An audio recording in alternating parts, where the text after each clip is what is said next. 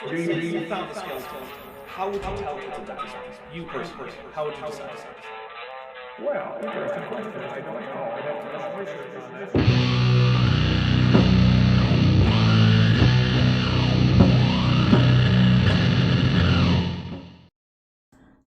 All right, welcome to the stream with Erika, the GutSickGibbon. Her link is in the description, so if you're not already, go subscribe. We are here to talk about leaving Young Earth Creationism, and we'll probably also do a little bit of talking about things like our Kent Hovind debates and things like that. So, again, this is, I'm sort of taking over for Bill Ludlow because he was trying to get this off the ground before he unfortunately passed. So, yeah. And Cedric Saunders, no tutu yet. I haven't had a stream reach $100. You get me $100 and a tutu's going on the avatar. That's incentive. Yeah, there you go. And if you get to 200, my occasional co-host, Kent Hovind, no relation, will also wear a tutu. No relation. That's yeah, good. No relation. Oh, I mean, God. his name isn't actually Bent Hovind, but, you know, it's a whole long story how he ended up with that screen name. Oh God, it's perfect though. It's eye-catching. It is, yeah. And so it's a fun thing. So, Erika, you sort of burst onto the scene recently, I think. You've been doing YouTube for a little bit, but then you had a debate with Kent Hovind, and suddenly. Well, yeah. I mean, that kind of really was it. I mean, I was making YouTube videos kind of just for fun here and there because I love getting on screen and talking, endlessly about things that I find interesting that my in real life friends no longer tolerate. So I was like, I frequently was watching some of Kent's debates here and there because for a while I was trying to understand the perspective of creationists because I had a coworker who I used to work at a vet clinic who was like a staunch proselytizing young earth creationist, and I was like, well, let's get coffee and talk about it because my undergraduate degree has a lot to do with evolution. And I would love to have a conversation with you. Right. And currently you're studying for a master's in primatology, is that correct? Yes. Yeah, okay. Which is incredible. I had my exam yesterday, so my brain is kind of fried. But yeah, and I was watching some of Kent's debates because I actually saw yours in that sort of journey of Kent Hovind media consumption. And I was floored by some of his reasoning and by how many people in the comments who supported him were like, yeah, like Kent's like he just killed it. And I was like, am I living like in Crazy Town? That's what I thought too. Yeah, I really. And so I shot Rhonda at 1-800-BIG-DINO an email, and I was like, hey, Rhonda, I don't know if Kent would be interested. I'm like a really small YouTuber, but I think I could offer a little bit of perhaps a different perspective because Kent doesn't do a lot of debates like strictly about human evolution, except with Bill. Right. That I saw. So I was like, yeah, let's have this chat with Kent, and oh my God, like it was so blood pressure inducing the entire time. Not that I didn't have a ball with it, but it's just, and I know you felt the same thing. It was very frustrating. Yeah, you spend this whole time crafting this opener that's explicitly, kind of not applicable. It's it's like a simplified version, right? That anybody could really understand and pick up, and it all logically follows. And then he hits you with I'm quite proud of that opening. Actually, I think that's one of the best things I've done. It was a thorough but reasonably lay level discussion of the taxonomy involved. Like, what are the physical features that make something a dinosaur, and why are birds something in that category? And then Kent just glosses right over it. Yeah, and I was actually floored when I watched your exact debate because when you were laying it out, I was like, how on earth is he going to respond to this? I mean, short of basically saying, well, you're a poop head and I don't trust all of that because just because it's similar doesn't mean that it isn't designed. And then he gets to have his rebuttal, and that's exactly what he says. Basically, yes. Yeah, he was just like, sorry, look similar doesn't mean that they are. And I was like, Kent, oh my God, that's not the point. Right. You know what I mean? For those of you, hopefully everybody in your stream has seen your debate with Kent, but I couldn't believe it. And then I was like, well, if he's not going to, accept, you even laid out the morphology, right? Like just similar modern bird morphology. Right. I had pictures of birds and non-bird dinosaurs with the same morphological traits right there on screen. Yeah, for you to look at, and I love the visuals too. Thank you. It's like it. But you've still got creationists out there who see, these ornate, incredibly well-preserved, theropod and sort of avian and non-avian dinosaurs, and with these incredible feathers. And these guys will look at it and they'll be like, "Oh, that's just collagen," And you're like, "It's true." We did have a quick question from Dartman, which is to ask what university you're studying at, which you may or may not want to answer. I don't know. No, yeah.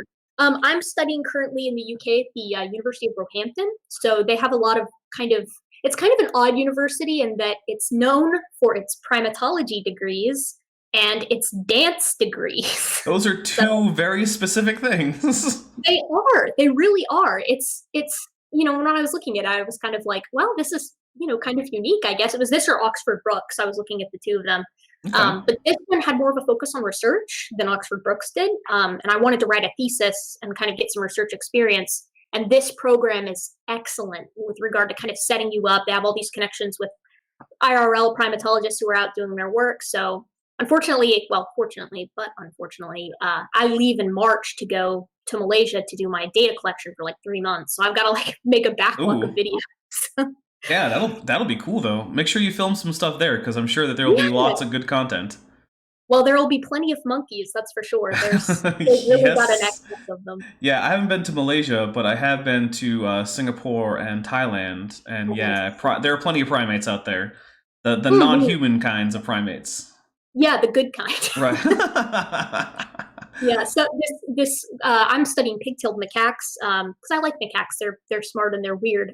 But one of my colleagues rather, she's studying actually gibbon acoustics, and I was like, oh my god, if you get videos, please send them to me. Yeah. So I'd like to say go into the whole leaving Young Earth Creationism thing. So you used to be a Young Earth Creationist. That's accurate? Yeah. Okay. Yeah. Sorry. Go. Oh no, there's a delay. So how was that something you were raised with? Is that something you decided to go with later in life? What was the story behind getting to be that? Yeah, I mean, it's pretty much the same song and dance as a lot of people, unfortunately, kind of can relate to, which is that both my parents kind of agreed to send me to like a Christian elementary school, Christian middle school. And while neither of them have ever rejected evolution, they just don't really care either way about it. Okay. So they didn't really care that the middle school that I went to had an entire, theology class and Bible class, right? Right. Where they spent an inordinate amount of time in my 7th and 8th grade years, specifically trying to narrow down why evolution in and of itself, and a couple of other kind of, not necessarily religions, but kind of worldviews, were bunk. Right. I have this distinct memory of them showing us this series of videos where they would say things like, yeah, they've never actually found a transitional fossil ever, and I was like, oh my God. And how can they get away with how can those evolutionists get away with all this rampant lying? Why is no one calling them out? And specifically, they were like, yeah, they say they want to find this link between the Australopithecines and genus Homo, and they've never found it. And I was like, they were like, they claim there's a Homo habilis, but they've never actually found one. It's fake. Wait, they said that the Homo habilis was just a completely fabricated taxon? Yeah, completely non-existent. And so I'm thinking to myself, okay, well, why does it have a name if they've never found a type specimen? Yeah, normally to give a binomial, you have to have a holotype, right? Or exactly. And the only way you can get away with having a taxon with a binomial without a holotype is if the holotype is lost or destroyed, and then you have to get a neotype. Exactly. And the way that they ran this through sort of was they were like, well, the type specimen that they're claiming is Homo habilis is probably fake because, Nebraska man, Piltdown man, and Java man. And I was like, okay, well, I mean, I guess that follows, but why Homo habilis? Why not every fossil? If you're going to point the finger and say, oh, well, the fossils are fake, the devil put them there, Right? Why aren't the Australopithecus species? Why aren't those also fake? Exactly. And I found it very picky and choosy, but at the same time, I was very engrossed in this idea of, like, as I'm sure you're familiar with, sort of like this almost a little bit of a victim complex that a lot of creationists kind of have, that it's like, oh, the scientific community is out to get us. Yeah. And it's all about turning people away from religion. And of course, I neglect to mention that, some of the best evolutionary biologists out there do have a faith, right? Like Right. your Francis Collins, et cetera. Jack Horner. I like But to point out Theodosius Dobzhansky sometimes. yeah, the nothing makes sense in biology at all except in the light of evolution. Right. Who said that and was also a fairly devout Russian Orthodox man. Right, exactly. So, and I'm very keen on the idea that it's like, all right, if you want to be religious, that's totally cool. Just don't reject, conventional science, because that hurts people. That actively, there's so many awesome potential biologists out there who are like locked in the grip of this idea that the Earth is 6,000 years old, and that humans are, for some reason, even though we share inordinate amounts of genetic and morphological similarities, that we're not apes. Which I don't really get. Anyways. Yeah. So I decided. Oh, go ahead. Oh no, that was just me saying yeah. Please continue. Right. Yeah. So I ended up going to a public high school because I was like, I don't want to go to a private school anymore. I want to have the real high school experience. And so my parents were like, yeah, whatever, we don't really care.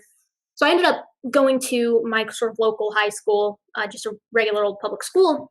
And when I got my hands on like a legitimate biology textbook, I was like, oh yeah, like time to see, I've been trained for this. This is time to see what these scientists are lying about, how they're going to make their argument, for evolution. And I strolled right into the human evolution stage, where they had this incredible photograph of skull after skull and, postcrania after postcrania, a list of the morphologic similarities and the genetic similarities. And I was like, wait a second. They actually have really good evidence. What do you know? I was like, hold on just a second. And then, the big confrontation was like, wait a second, is it possible that it wasn't the scientists that were the liars, but literally my teachers who were just straight up lying? Or I guess perpetuating a lie that they didn't know was a lie. Yeah, I usually think that outside of the people who are producing the literature and the videos that are like the professional creationists that they get paid to do creationism, I think most creationists are actually honestly believing these things, and they are simply duped by people that they think are trustworthy. Right, and far be it from me to try and say who is and who isn't like a bad faith actor. But it was almost an instantaneous thing. Like, I remember taking my biology textbook to my dad and being like, hey, listen, I feel like evolution might be legit. Is it possible that you can just still have a faith and accept evolution? And he was like, well, yeah, I mean, I don't see why not. And then I was like, then why did you send me to that school? Why did you spend all that tuition money on all of that? Yeah. And it kind of blew my mind. It was like a quick transition to accepting evolution, of course, the age of the Earth, and they sort of deviously knew to not really push the age of the Earth issue too much at my middle school, because then you have to deal with, all right, what about radiometric dating? And they still don't. Yeah, I'm sure you know all about the rate. Oh my goodness, the rate study. I love how their conclusion was basically, well, yeah, the physics works out, but what if physics was different? And that's basically their entire conclusion. It's like, well, do you have evidence that the physics has ever been different? Because that's the kind of thing we could check on, Like, yeah. Oh my God. And I really genuinely think that creationists have no idea the process in which you can make assumptions about the consistency of sort of a mechanism versus inconsistency. Because then you've got guys like Nathaniel Jeanson with Replacing Darwin, who are like, well, if we assume a constant mutation rate, which evolutionists do all the time with the speed of light and with radiometric dating, then we can get the data that I want. And it's like, okay, there's a huge difference between the speed of light and radiometric dating, both of which rely on the laws of physics and our basic principles. Right. This mutation rate, which is indeed subject to change. Yeah, it's been measured to change based on environmental factors. Like, you increase ionizing radiation, and guess what? Mutation rate's going to go up. Have you ever heard of what is it? Atomic gardening? No, but I'm interested. Okay. So this is not a commonly practiced technique anymore, but we still use a lot of things that are the result of this. Like the modern grapefruit is a result of atomic gardening. So what the idea is, is you have a garden set up in a circle. In the middle of the circle, you place a fairly strong radioactive source. And the idea is that it will create mutations in the plants, starting with the most mutations in the middle and going out. And then, you grow the plants like normal, but any of the ones that had interesting mutations, you can then take and use to breed, to take that mutation and breed it into other crops. And so one of the most famous examples of this that we have that we still use is the ruby red grapefruit. It was produced by Atomic Gardening. And it was basically people just saying, hey, artificial selection is pretty good, but we have to rely on like the background mutation rate. But if we introduce this mutagenic situation, we can get all sorts of crazy mutations. And sure, most of them will be terrible, but every once in a while we'll get a ruby red grapefruit. Yeah, exactly. So, yeah, and it's exactly that. I was watching one of Jackson Wheat's videos earlier today on like multicellularity and or the origin of multicellularity and how creationists get it wrong so often. And one of the guys who was sitting at the desk, the creationist, he was like, why would a cell decide to do something that runs completely contrary to something it has always done to survive? And I was like, okay, what? It doesn't decide to do anything. It's natural selection acting on happenstance, right? At every single stage. It's like the Luke Skywalker quote. Amazing. Every word of what you just said was wrong. I know. Or I love R.R. Raw's thing where he takes like one of Kent's sentences and then he's like, you told more lies in that sentence than there are words in the sentence. Yeah. It's amazing how wrong some of them are. It's like, oh my goodness. I did a video recently. It was an older thing that Kent did, but it was about him describing how genetics and reproduction works. Oh, God. He confused a base pair with a gene, and he thought that the way that reproduction works was that so you get a half set of chromosomes from each parent come together, but then the chromosomes split apart down the length of the DNA, and the half from one chromosome combines with the half from the other chromosome, and that the base pairs are the genes, and that's how you get the transfer of genes between and I was just like, oh my God, how wrong can one human being get genetics? And this guy taught high school math and science for 15 years. Oh, it's worse. This was in a video series that, according to Kent, was accepted for college credit by several Bible colleges. Oh, good God. You're kidding me. Nope. Oh, my God. I know, it's painful. The fact that you can get away with that and come away with any type of diploma with that kind of rooted in there is so concerning to me. Yeah. So, oh, God. So, about how old were you when you realized? So I guess it was the kind of the beginning of high school. So we were pretty young at that point.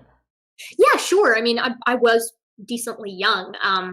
Probably 14, something like that. Okay. And that's the thing that's kind of disturbing, right? Is that it's like you can be.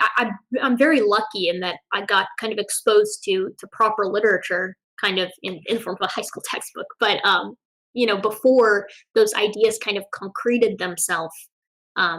Kind of into my brain, because I knew people who still after that were not huge fans, and I know of high schools where they aren't nearly as kind of diligent with their proper science. Right. My human evolution professor rather in my undergraduate degree his name was Peter Unger. He's a big guy in tooth microwear for hominids. He's been in a lot of papers on like Paranthropus diet and stuff like that. Okay.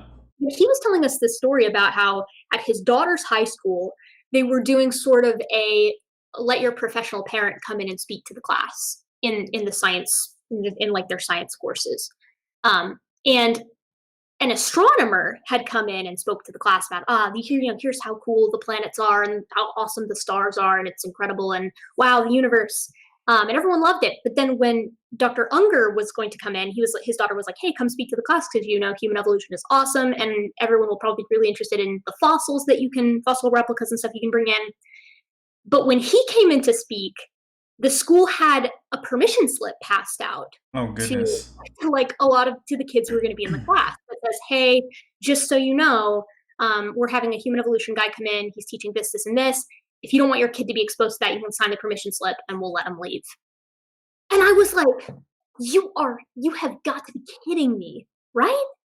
Yeah, it's annoying. And I get why they did it, because if they didn't, there would have been an uproar and there would have been a controversy. Right. And it's just, I don't blame the administrators, because I in their shoes, I would have done the same thing, honestly. Right. And this undergraduate college is like, I went to the University of Arkansas down south.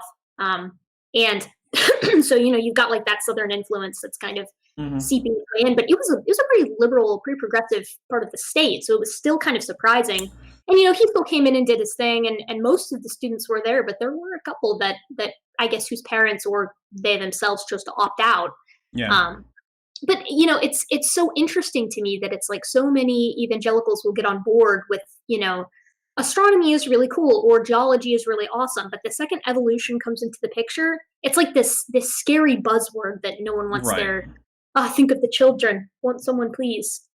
And it's also not like, at least even certain non-evolutionary versions of old Earth creationism can't really correlate with geology. Oh, But yeah, I mean, it absolutely is opposed to pretty much everything that Young Earth Creationism is going to say, just in a geology class or an astronomy class. Like, I remember I once went through and I thought of, like, which fields of science contradict Young Earth Creationism, and it was hard to find one that didn't.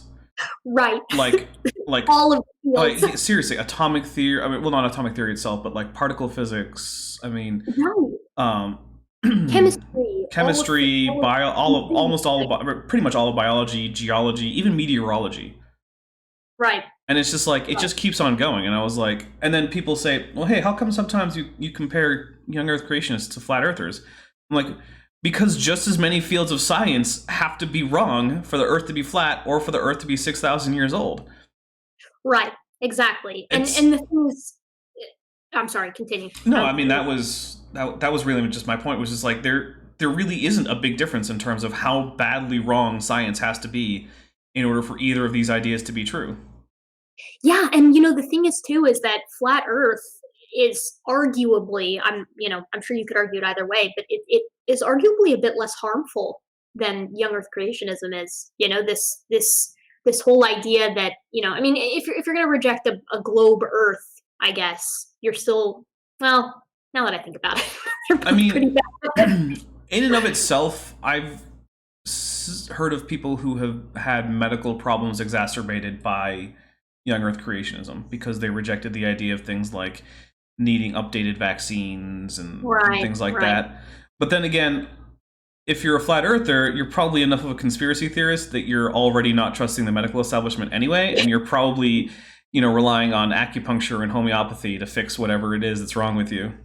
Right, exactly. Which, yeah, it's not technically the belief itself in flat Earth, but it's still not very good for you. Yeah, flat Earth is almost a symptom of a larger problem. I think it is. I don't know of anyone who got into flat Earth who wasn't already pretty big into unfounded conspiracy theories. And I say unfounded because, there are well-known conspiracies that are just historical facts now. Yeah, like the Bay of Pigs invasion and like the blaming the Spanish for starting the Spanish-American War. Like, yeah, we know those were actual conspiracies. So conspiracies do happen, but just because conspiracies happen doesn't mean that you get to say that anything in particular is a conspiracy without providing evidence that it is a conspiracy. Right, and that's kind of the crux of it, right? I mean, you can pretty much, if you have anything that's relatively empirical to kind of act as the groundwork for whatever statement you're trying to make, you really can posit it as something that is possible, right? The problem comes when you've got people who are coming up and saying, well, maybe physics were just different back then, right? And then you have no reason to think that. Well, one of my favorite things is like, okay, so you're saying that physics can change moment to moment. But if that's the case, then we shouldn't be able to make predictions based on physics, because physics should change. So if we observe physics not changing, which we do, then you have to provide a reason why it changed in the past. Why isn't that still the way it is? And, and the thing is, in many cases, we can even look into the past. We can look at things like distant galaxies, and if physics changed in certain ways, we could tell. Like if the radioactive decay rates went high enough that the Earth could be 6,000 years old, we could tell by the intense global infrared radiation from a distant galaxy from, correct timeline away, because that would result in everything heating up to incandescence. Well, Sure, yeah. guess what? That would result in a huge spike in the infrared spectrum because of black body radiation. That's how physics works. We could check. We have checked. We don't see it. So unless you want to say that there's only on Earth did all of these physics change, well, then we know that they just didn't. Exactly, and we know that Earth too is kind of humdrum with regard to how unique it is in its sort of positioning with regard to the sun and its orbit and how it's in the tidal lockage or rather lack thereof. And it's not necessarily just them saying, oh well, maybe the physics were different. Maybe decay used to be faster. It's the fact that if it were, the consequences, like you just mentioned, being the enormous amount of heat and radiation that would result from that, Right. There's no mitigation effect. Like they have no way to mitigate that just ridiculous expulsion of heat and radiation. And it's not even hard to figure that out, because it's like, hey, do you know why the core of the Earth is hot? Like, why are volcanoes hot? The answer is radiation from radioactive decay. Yeah. You want to increase that by several orders of magnitude. What do you think's going to happen? Like, it's the same thing with like the flood, where it's like, do you realize how much thermal energy all of this that you're talking about, all this water flooding onto the Earth would cause? Like, people are like, oh, but you go out into the rain and you get cool. It's like, yeah, that's a normal rain shower. This is not a normal rain shower. God, I mean, the thing is about that too is that just from the friction alone of the plates having to move that quickly, because I know a lot of creationists don't accept, that there was indeed like a supercontinent at some point. Pangea was like whatever pre-flood. Yeah, I've heard that. I have a video about that. Oh yeah, awesome. Their whole idea, right, if I remember correctly, is that during the flood there were like catastrophic plate tectonics, or some people like to say Walt Brown's deal was like sort of in conjunction with that.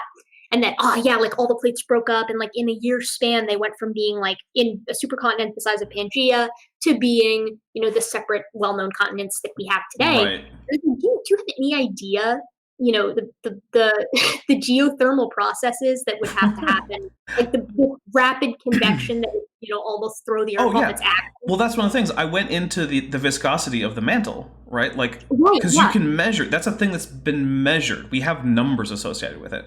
And I talked about how, like, like the blacktop that you use to cover roads in, that's actually a high viscosity liquid, right? It actually flows. That pitch. You ever heard of the pitch drop experiment? Yeah. So we know that that's a high viscosity liquid, but we've measured its viscosity, and we've measured the viscosity of the mantle. The viscosity of blacktop on the road is about a quintillionth or so of the viscosity of the mantle, and you want to get these continents to move across the globe in a year? What kind of, like, you don't even have to do the calculation on the energy it would take. It's not going to be a thing that's survivable by anything, even the Ark. The Ark would have been broiled alive.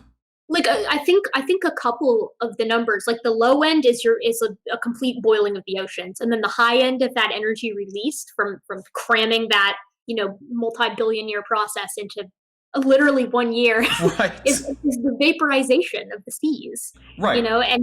And then you've got Georgia Purdon getting on stage and saying, oh well, they didn't have to take any of the aquatic kinds because they're just staying on the water. They sure did if that was happening. Yeah, and you're like, okay. My goodness. I mean, they could have had a lot of boiled lobster during the, just go cast a net over. It's like, oh, hey guys, we got more boiled lobster. Delicious. Where's the butter? Well, we only got one cow. Well, we can't use the butter because it's also boiling. That just makes it easier to spread. Yeah, exactly. Just pour it. It's fine. It's no big deal. Yeah. You're so right. I mean, all of these literally insurmountable problems with physics, they're completely hand waved if there's no answer. And then they turn around and, oh, but what about, insert, whatever, talk about the Piltdown Man. Oh, you guys hoaxed the fossil ones. Like, do you have any idea how many hoaxes of biblical antiquity there's been too? Oh, yeah. Actually, so many.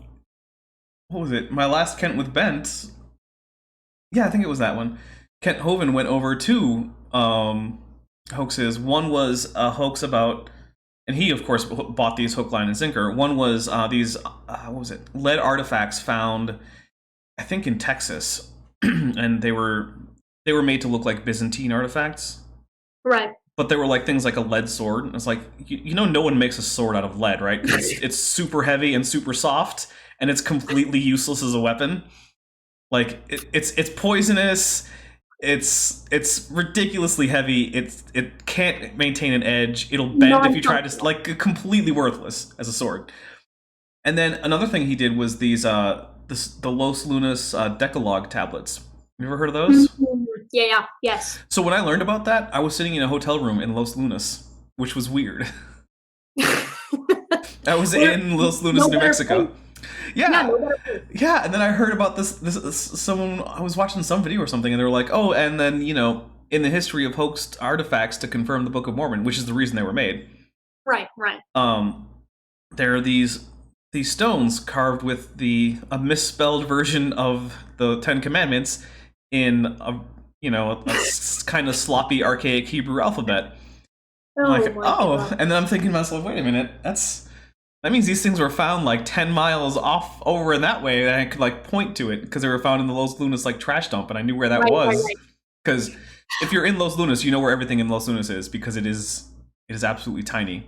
When I was driving to get there, my GPS said, "Oh, you're 2 miles away from your destination." I looked around and it was just desert as far as I could see.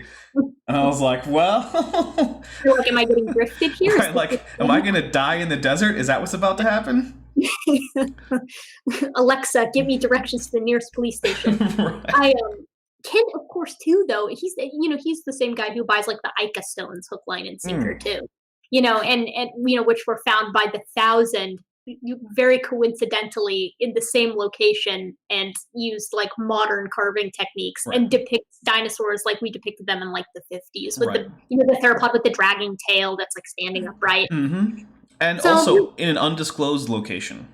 Yeah. Which means that it's impossible to establish provenance for these artifacts, which means they literally don't count. Right. And then they were sold for money. Right. Okay. Like, everything about these means that they're just not evidence, and that they're... I guess I can't say they're absolutely 100% fakes, because, I mean, how would I prove that? But there is every reason to think that they are hoaxes, and no reason to think that they are anything else. Or at least... the ones that are under discussion. There are, in fact, legitimate Ica stones that have been found that have actual chains of provenance, and that do not depict things like brain surgery, dinosaurs, or aliens. Yeah. And that's the funny thing, right? Like, they always manage to skip over the aliens part, because they're worried that's going to lose their credibility. Right. Well, it's like they can't talk about the aliens, then no one's going to believe us. Anyways, back to Noah's Ark. Yeah. Well, they do the same thing with the Akambaro figurines. Oh my god. Because those are primarily legitimate artifacts, but then they'll pull out one that looks kind of lizardy, and they'll be like, "Oh, look, it's a dinosaur." It's like, well, what about this one that looks like a fighter jet, but it's actually probably a catfish?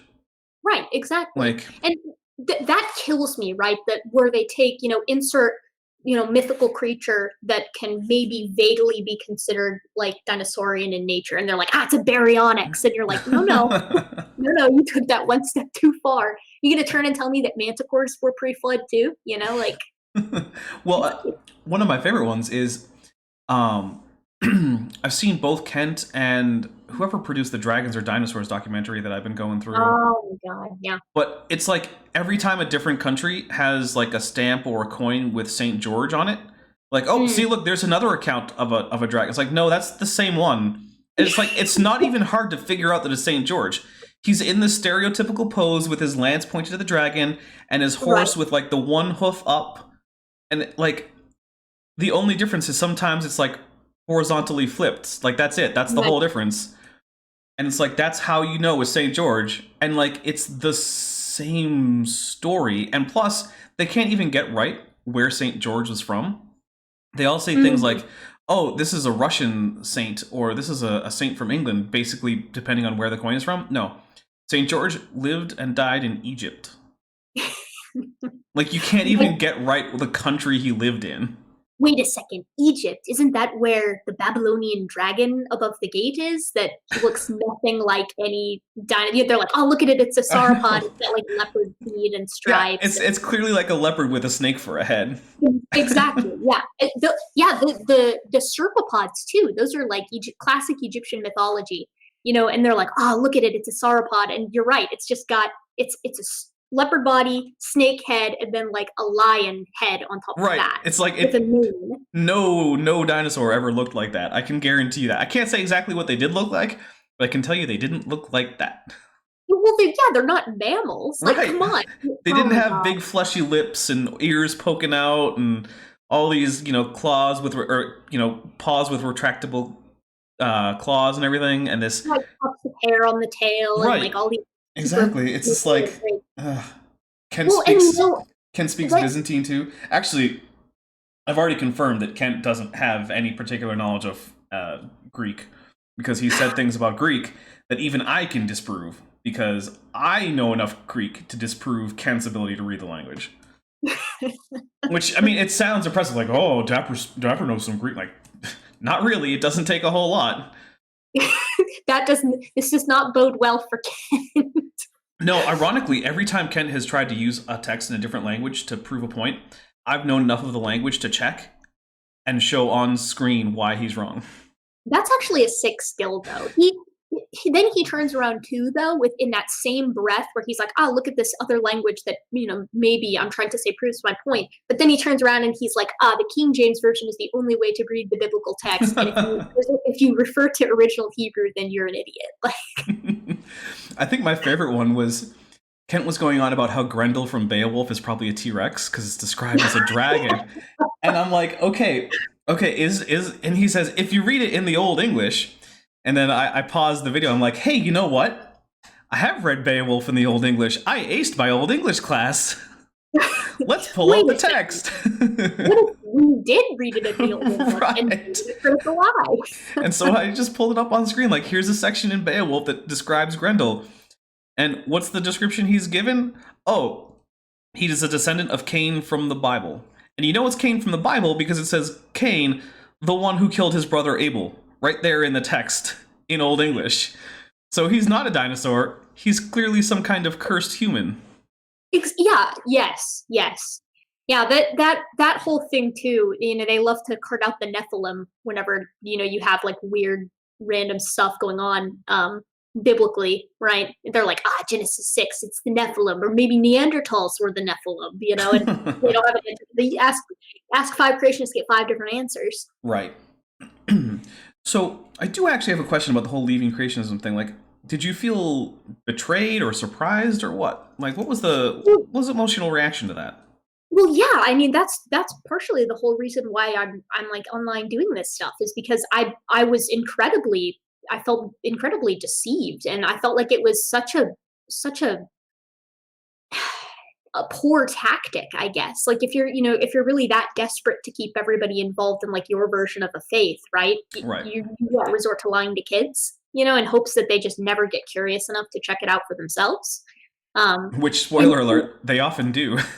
Yeah, and that's like that. I think the point that who I think it's Cy Gard, right? Who's like, yeah, that's why people like leave religion, right? Because they find this out and they're like, okay, well, if all this is nonsense that you told me, then what else is? Right. And yeah, so I felt super deceived, and I to take advantage of the trusting, like the nature of children when they trust authority figures. Absolutely. And yeah, and you look into all that stuff with Answers in Genesis, you see how much money they pile into things like the Ark Park, where they let people bring Christian schools, whatever, they cart out kids in field trips, and that school took us on a field trip to the Creation Museum way back when. Oh goodness, Ken Ham's Creation Museum? Yeah, Ken Ham's Creation Museum, because it was in my school was in southern Indiana, and so and God, I remember going into the museum and seeing all the dinosaurs and being like, oh, this is sick. Like, this is so cool. Like, oh, wow, look, there's a dinosaur there. Look, there's another one over there, and that's how they get you. That's how he gets the kids, right? He brings them in with it because everyone loves dinosaurs. So it's very nefarious. Mm-hmm. So that's kind of why I kind of started really leaning into the whole busting Young Earth Creationism, because I am a little bit vindictive about the whole situation. I mean, yeah, that's... Go ahead, sorry. That's how it is for me too. I mean, I wouldn't be doing this if I probably wouldn't be doing this. I mean, I can't. I mean, I don't know. I don't know everything, but one of my biggest motives is that I believed this stuff until junior year in high school. Yeah, like, it took a while, and yeah. And when I started realizing that not only were these things incorrect, they were incorrect in such a trivially verifiable way that the only way to explain people having told me otherwise was dishonesty. And I was like, well, like, what the hell? Like, come on. How can you... That's the thing, right? It's like, okay, we're both probably pretty similar in age, and the fact that both of us were capable of looking at that and being like, wait a second, this is all nonsense, and then yet we were taught this by adults who should have known better. Right. And that's just so irresponsible. Yeah. And I didn't blame it on the people who were directly telling me these things. I primarily blame it on people like Ken Ham and Kent Hovind and I guess Ray Comfort and like the people who are making the money on this. Right. Because these are people who are producing this literature, which means they have to come up with these ideas. And to get this as badly wrong as they do, they basically... Because it's extremely badly wrong, but it sounds kind of like it could be true. And to get that kind of thing out there, you have to know enough about the subject you're writing about to know how wrong you are. Yeah, I 100% agree. And that's why when you see stuff like Nathaniel Jeanson's Replacing Darwin or any of like the YEC literature, as much as that makes my mouth taste like battery acid to say, it's almost like you're right. You have to know the concept well enough to completely steer it in the opposite direction. It's kind of like if you can get every answer wrong on the test, you probably knew the material well enough to pass it, right? Because you knew how to. You're clearly not just like hitting random answers. But they basically dazzle them with buzzwords. Like have you looked over Replacing Darwin ever? I haven't. Although I do want to point out that Translator Cranium posted an amusing comment that says, Arrestin Archean Elenikin Holosin, and then he asks, Latine loqueres, and sprichst du the English? Although he spelled English wrong in Old English. Busted. And the answer is, to some extent, yes for all of them, and not very much for any of them, really. Oh, God. I have a reputation as the guy who knows all the languages, which is not entirely deserved, but I usually know enough of them to read things like that. Like, the first thing asks, do you speak Ancient Greek or Old Greek? Then it asks, do you speak Latin? And then, do you speak Old English? Hey, I'm glad you understood it, because I was just laughing my way through that. I was like, maybe it sounded like he was the same computer. Maybe if I laugh, it'll look like I understood it. So, I was faking it till I made it there. The whole I start getting worked up. Look into Replacing Darwin. You'll get really pissed off. It's a great activity if you're trying to get your heart rate up while sitting still, because you start reading in and you're like, okay, that's wrong. Who needs cardio? There's creationist literature out there. Yeah, that's all you need to get that 1.5 times the heart rate. But he spends half the book like laying out, the basic understanding of like, all right, what are concepts in genetics that evolutionists use and phylogeny and whatever. And then he proceeds to have like 3 chapters where it's just like genetics, buzzword after buzzword after buzzword, talking about how if you trace back the mtDNA, you end up with Noah's 3 wives or whatever back in 6,000 plus years ago. Look into it; you'll get really upset. And I'm recommending this with sort of a trigger warning, because it's very much not enjoyable. And then there's a great debate on the Non Sequitur show from a couple months ago where Dr. Herman Mays has like a debate with Dr. Jeanson. I think I've seen that one. You have or haven't? I think I have. Back when the Non Sequitur show was still the Non Sequitur show. I know, that whole thing's a really big bummer. Well, I don't know. Last I heard, the courts were about to sign an order for YouTube to turn over ownership of the channel. So it looks like it'll probably be ending up under Steve's sole ownership. Right. And then he has a regular co-host lined up as a partner, and I don't know to what degree there's going to be any ownership there. But he's been doing a lot of stuff on his own channel, I believe, late. And, I try to tune in when I can. It's sort of modern day debate, too, has been getting more and more yeah traction, which is great. James is an awesome guy. He's I like James. He's a really nice guy. As far as I mean, I don't know him super well, but every interaction I've had with him, he's been very nice, and he seems like a very nice and enthusiastic guy. So, and actually, he commented on one of my videos saying that Hovind might want to debate me again on their channel. So I'm gonna. Oh, do it! Please do it. Oh yeah. Well, I mean, I'm actually surprised that you saw. Did you see my debate before I messaged you on? Yeah, I saw it. Oh, so you actually knew who I was? Yeah, no, I knew who you were when you messaged me. I did not know that. I figured you just didn't. Like, I was just messaging you out of the blue. I didn't know you knew who I was. No, yeah, because, well, I mean, that's the thing. I probably watched, and I've said this, like, every time I've had this conversation, so I'm, like, really getting it here. But I've consumed so much Kent media before that debate because I was like, I want to be ready, to answer any questions he has, not because I was concerned I wouldn't be able to answer it, but I want to be able to have the literature ready. Well, that's why I had slides specifically for some of his common statements. I don't know if you noticed that. So did I. Yes, I was in the same boat because I was like, I had this one part where I was talking about, it was like a 1989 paper on speciation in Drosophila. And I was talking about how they fed them sucrose and maltose, and then gave 8 generations of separation, and then put them back together, and boom, reproductively isolated.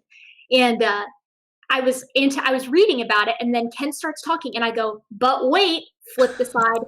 Yes, they are still flies, but that's the point. Law of monophyly. Give them 10 million years, and they could be like the size of a truck, and still a fly.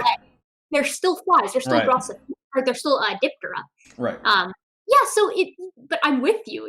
Please debate Kent again, and please, get him to answer. So I think with Kent, as I learned the hard way, and I'm sure you did too, he really doesn't like fossils at all because he can always bring up, well, you can't prove any of them had any babies. Right. Well, that's one of the reasons that I didn't argue for evolution per se. I stuck to it. This is purely a question of taxonomy.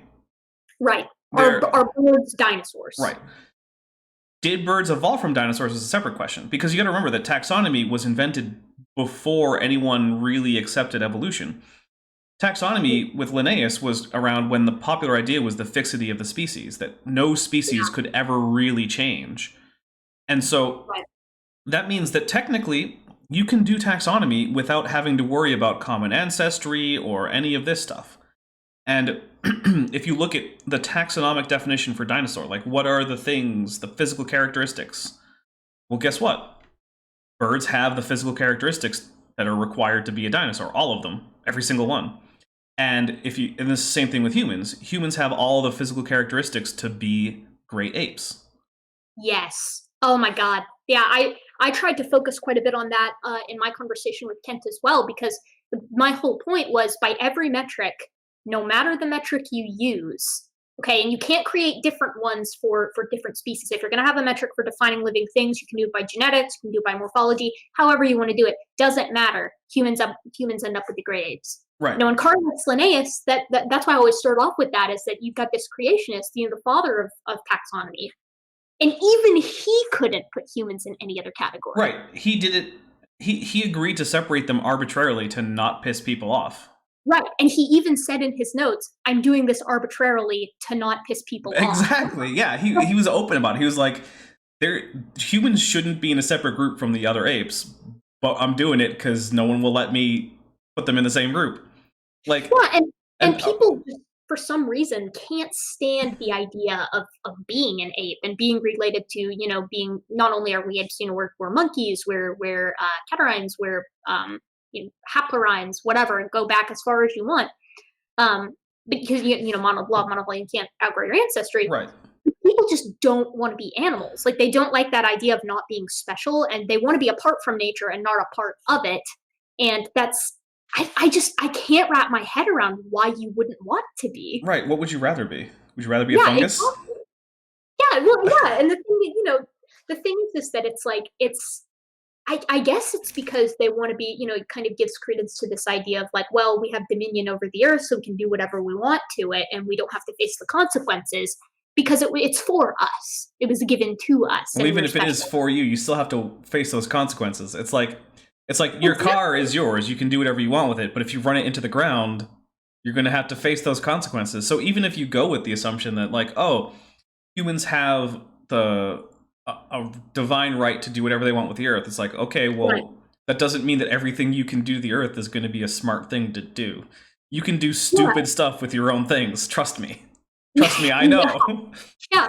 And even via their own interpretation of Genesis, right? Like, you're supposed to be a steward of the planet and take good care of it and make decisions that are going to not harm it but help it. Right. So I don't understand that line of reasoning. It doesn't follow, with that it's like, oh, we're special, we can do whatever we want, but we're also gonna like literally screw ourselves in the long run. Well, one thing confuses me a lot when people are like, oh, I'm not an animal or a primate or something, is like, I go back to mammal, because I find most people know what makes a mammal. They might not know all of the things, but they know that things like, giving milk and having hair are two big things. I'm like, okay, well, have you ever seen someone breastfeed? Or are you aware that it happens? Yeah. And humans have hair, so, and I don't think I've ever had anyone say, no, humans aren't mammals. And it's like, okay, well then at what point do you stop being in the groups that according to taxonomy you fit in? Like, do you want to say you're not a primate? You have all the characteristics of one. Exactly. And the thing is that you can't categorize other primates without using those characteristics. So if you're going to say you're not a primate, then you got to throw the tarsiers out too, and you've got to throw out the rhesus macaques or what have you. There basically are no primates at that point. Yeah, exactly. Because taxonomy doesn't work by saying the animals with these characteristics, except these animals who have these characteristics, they are in this group. Like, you can't say, like, that's one of the reasons why snakes are now considered part of lizards, because snakes are a kind of lizard. Not all lizards are snakes, but snakes are lizards. And what's the reason? Is because otherwise you would have to say, well, lizards are the animals that have X, except for snakes, they don't count. Right. And and the question is like, well, why not snakes? And the answer is like, because we like to call them snakes. Like, well, okay, you can still call them snakes if you put that under lizard, which eventually is what happened with the the rise of kind of the philo code becoming the dominant way to do taxonomy, which I'm happy with because it's much more objective. And it's very consistent. Right. I don't know. I don't know if you saw my conversation with Standing for Truth on Modern Day Debate. I did. He backed out of a debate with me. Pardon me? He backed out of a debate with me. Because I proposed the debate topic, can mutation increase information in the genome? And he was like, let's just debate evolution versus creation. I was like, no, that's boring. Let's do information in the genome. He was like, and then he just didn't get back to me. Oh my God. Well, yeah, he really, really, really likes to be able to have a conversation about genetic entropy. And I find that Standing for Truth is he's a nice guy, right? Like, he's very polite. We just disagree on everything. But he loves to bring up genetic entropy and genetics, right? But I digress. I remember sort of at the end of that debate, I was like, all right, are humans primates? And if not, why? Right. Right. And he didn't answer the question. And it was near the end of the debate, so I couldn't really press him on it. But, I don't know. He couldn't answer that. And then Kent couldn't answer, why do we draw the line between chimps and humans genetically where we draw it? Or rather, why do creationists draw it where they draw it? Right. He has no answer for that. Yeah, they don't answer it. Kent brings up the Green Mile. Like, yeah, exactly. Remember that movie? I mean, it was a good movie. I mean, I'm not going to fault Kent's taste in movies. I mean, he picked a good movie to use, but it doesn't have anything to do with the... And it's this... Really, you're just asking the genetic version of the sort of character-based... like the cladistics challenge that Aaron Rauer has. It's like, why... Anywhere where you draw the line is going to be arbitrary until you can give a reason that's verifiable in the data as to why you're drawing this line. So you have to give the reasons. Exactly. And the nice thing with genetics, too, is that, there's an applicable and frequently used sort of place for it in society with paternity and maternity testing. Right. So we use those same methods for relatedness. So that way it kind of eliminates this idea of, well, it's just common design. Because, okay, well, then how do you draw the line between me and my mother sharing a common design versus me and a chimp sharing a common design? Right. And even now we even go back farther. We have like the Ancestry.com and 23andMe stuff. And exactly, and yeah. like I've done the I did the Ancestry.com genetics test, and I got back, here's where your ancestors are from. It's like, well, are they really? Like, how do you know that there's that like 50% French or that 30% Irish or that 1% Native American? How do you know? Sure. Maybe God just took those Native American markers and shoved them into an Irishman one day. For no reason. He just thought it'd be funny. Well, I mean, I guess it's for the same reason that he uses the same ERVs in various unrelated organisms. God's just like, this will throw them for a loop when they discover genome sequencing, and he shoves an ERV in the human genome. Right, and the thing is that they'll spend all this time arguing the specifics of one issue without realizing that that's not the point, right? Like having a conversation about the fusion of chromosome 2, right? Mm-hmm. It's great that you want to argue that that's not a fusion site, even though it 100% totally is. It so obviously is. Yeah, it like 100% is. There's even a promoter that's like you can kind of trace it back to sort of shoving that pseudogene onto the fusion site. But then they completely ignore the fact that the top and bottom part of human chromosome 2 almost precisely match. In fact, I'm not even. It might even just be a couple of like base pair differences, but 2A and 2B for a chimpanzee, right? Like, exactly. So it's not even the fusion site. It's the fact that it's literally every other part of the chromosome too. Right. Those chromosomes literally fuse together to form human chromosome. Like there's not like. That's what they still are. They're just literally fused chromosomes that are the same as these ape chromosomes.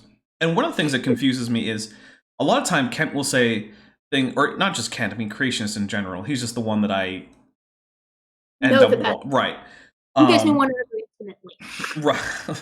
I don't know how intimately I want to know Kent, but he'll say things like, "Oh, well, these organisms have different numbers of chromosomes, so they're probably not related."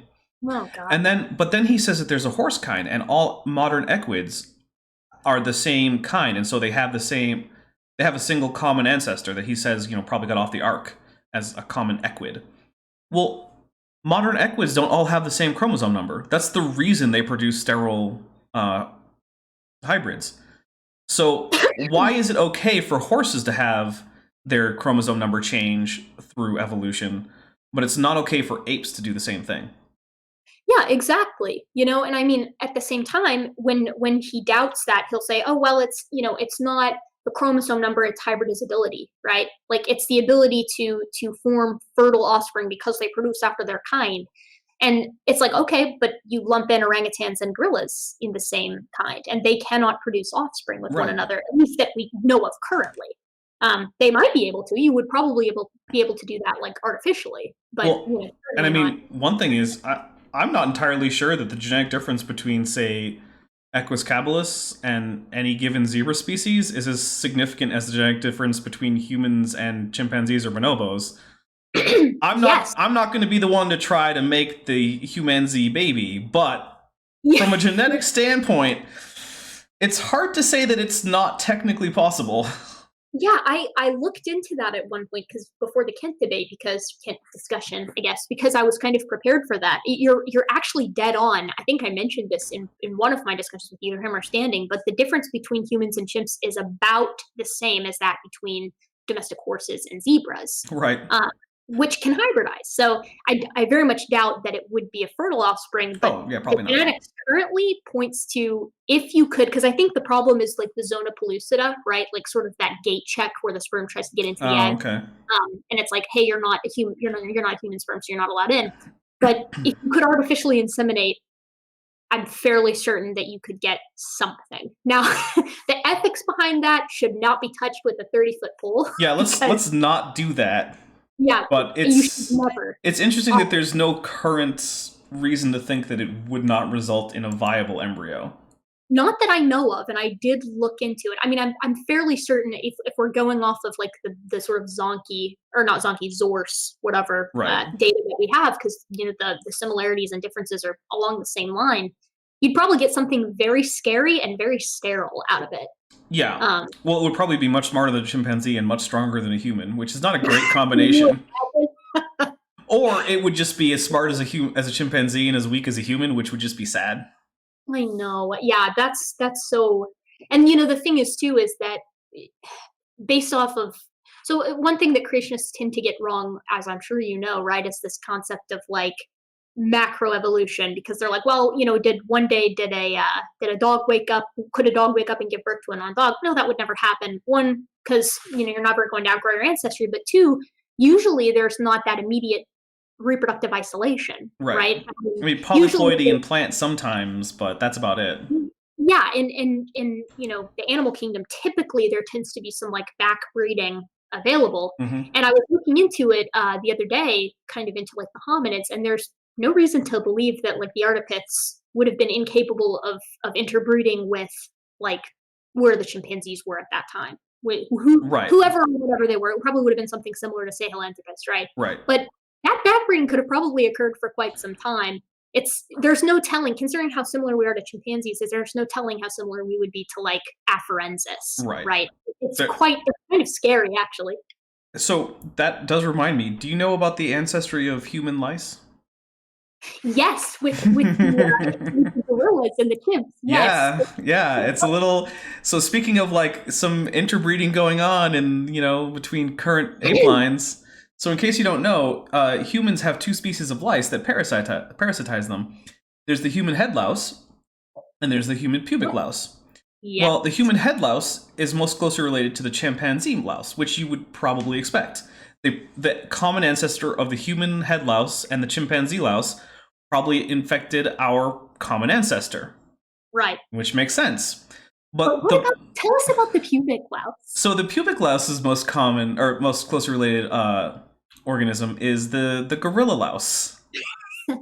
And it's hard to come up with too many plausible scenarios for a gorilla louse transferring to a human, specifically into the pubic region, without there having been some instances of at least attempts to mate between ancient gorilla ancestors and ancient human ancestors. A very forbidden ancient romance. Yeah. Well, I mean, we know that there were, within the human genus, we know that there were hybrids that was a thing that happened. Human species interbred. The results were of limited fertility, but we know that Homo neanderthalensis and Homo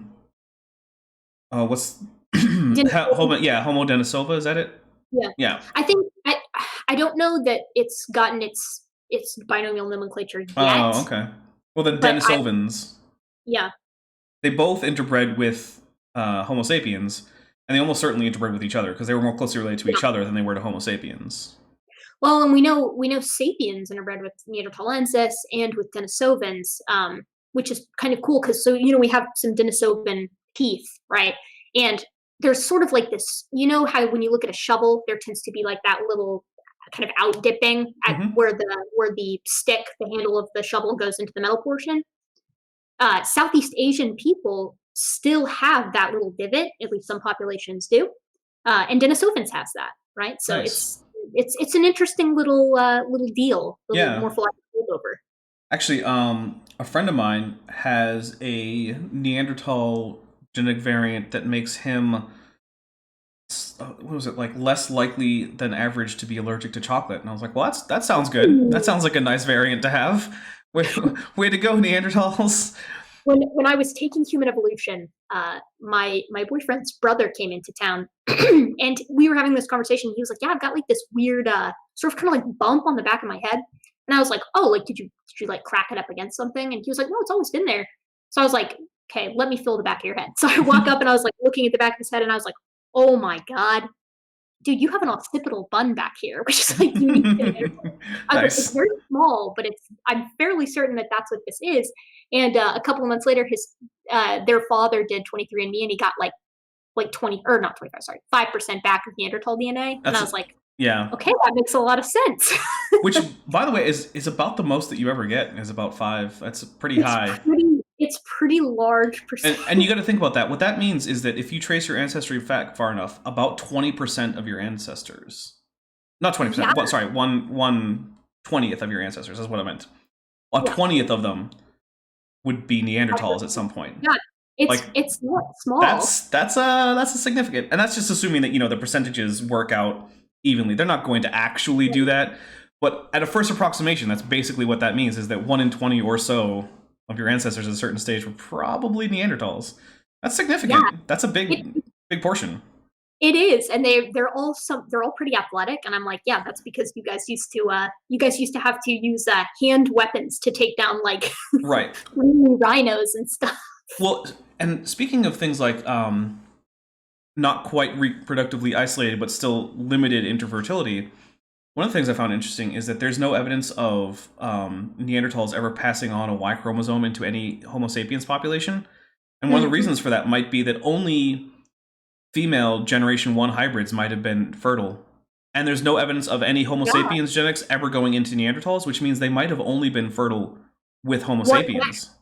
Right. So there might have been extremely limited interfertility in that population. Yeah, and it's interesting too that you mentioned that, because we've sequenced the Neanderthal genome to a decent extent. It might even be complete now, but I think it's something like 99.7%, 99.5, something like that. So we're talking really, really similar. But speciation is so weird, right? Right. And it progresses in stages, which is you would expect, right? You can't always draw that hard line. You get things like limited interfertility and ring species and things like this. And it's like, yeah, that's what we would expect if you see populations diverging over time. As they diverge, they should become less and less reproductively isolated, which means it should be a point where they're almost isolated, but not quite. Right. It's and you're sort of, that gray zone. That gray zone is kind of where we attempt to make, like you said, these clean cut lines, but they tend to get really jagged. Right. It's so you've got sex dependency, and probably a little bit with maybe even age. I don't know. I mean, with your sort of fertility window, like when I don't know. It's a weird game to play, especially because we don't have any Neanderthals now. But I think it's fascinating because, like, with those genetics, we can kind of start to try to figure out the problem of, like, all right, is it Homo neanderthalensis or is it Homo sapiens neanderthalensis, right? Like, are they a subspecies? Are we both subspecies, or can you make that full speciation line? An intrigued feline says less and less genetically isolated. You mean more and more? Yeah, I did mean more and more. I'm sorry, I misspoke. It's a thing that happens. Oh, God, stupid misspeaking. I know. Well, and one of the things that's funny is, did you ever see the John and Jane or Genesis Apologetics videos? The ones that you've been doing now? Yeah. Well, I finished them, but yeah, they did one on first two. I'm still behind. They did one on human evolution. Oh, God. And the thing is that they're talking about these fossils, and they're like, okay, scientists say it was human-like, but look at all these ape-like features. And my only response is like, so it was too transitional to be a transition? Is that your argument? Yeah. Like, what is your argument? Well, and the thing is that there, ask 5 creationists whether Australopithecus afarensis was either, more human-like or more ape-like, and you will get 5 different answers. Oh, yeah. And that's exactly the point. It's right. it's about as perfect of a mosaic as you could ask for. Exactly. And oh, go ahead. Sorry. I hate the response, but it was just a fully functioning organism. It's like, well, yeah. What else would it be? Do you think it was going to be like one of the failed Ripley clones from Alien Resurrection? Which, sorry for referencing that movie, it was a terrible movie, but still, the failed Ripley clones. It's like on the table, like, kill me. You think that was running around the plains of Africa? Obviously not. No, absolutely not. And, in that conversation with Standing, he brings up the Laetoli footprints, and he's like, well, Mary Leakey said, these footprints, wow, like they're almost indistinguishable from being human. Yes, that's the point. Right. And the almost in there is important too. Exactly. Well, and you can find really good pictures of these tracks, and the toe is still partially divergent, because you can look at, I've got a great kind of picture that I'm saving. I'm kind of going through human evolution now, but I want to cover Laetoli when we do afarensis. where you can see, an Aboriginal footprint in ash versus the Laetoli footprints, and it is such a marked difference the way that the balls of the feet fit in versus kind of Right. how the toes fit together. And Laetoli's toe is kind of divergent, but at the same time, the biomechanics are perfectly intermediate, like how the weight was distributed between a human and a chimpanzee. And it answered the question, like the reason she said it was almost human, the reason this was so important was because it answered the question of which came first, big brains or bipedality. Right. And the answer, surprisingly enough, for most people was bipedality. Exactly. Yeah, which is absolutely insane when you think about it. Because, for so long, I think generally speaking, most people were leaning towards, especially after Piltdown, most people were like, well, it was smart apes in the trees. No, it was dumb apes on the ground. Right. Well, dumb relatively speaking. I mean, yeah. all great apes are much smarter than almost any other animal. I mean, well, and when you measure, like when you're looking at, actually, interestingly enough, corvids outperform some of the great apes in some of the cognitive categories. Yeah, because dinosaurs are awesome. Yeah, they are awesome, and corvids are wicked, anyways. Them and cetaceans and pachyderms. Like we've got like such a weird selection for cognition in like four different lineages. I don't know. It's my brain is fried on that. Well, I think it's one of those things where, like, especially with corvids, you have these animals that are generalists, and the thing is, they don't have a lot of, similar to the situation with, early hominids, you don't have a lot of, like, physical ability to overcome obstacles in your life by just your anatomy, right? Like, what's a corvid going to do? They've got fairly small claws. I mean, their beak, okay, fine, it can peck at things, but, like, you're not going to go toe-to-toe with a bear. Like, seriously, what are you going to do? And so when you're a generalist in that sort of situation where, you need to get some fruit, need to get some meat, need to get a whole varied diet, well, it helps to be smart.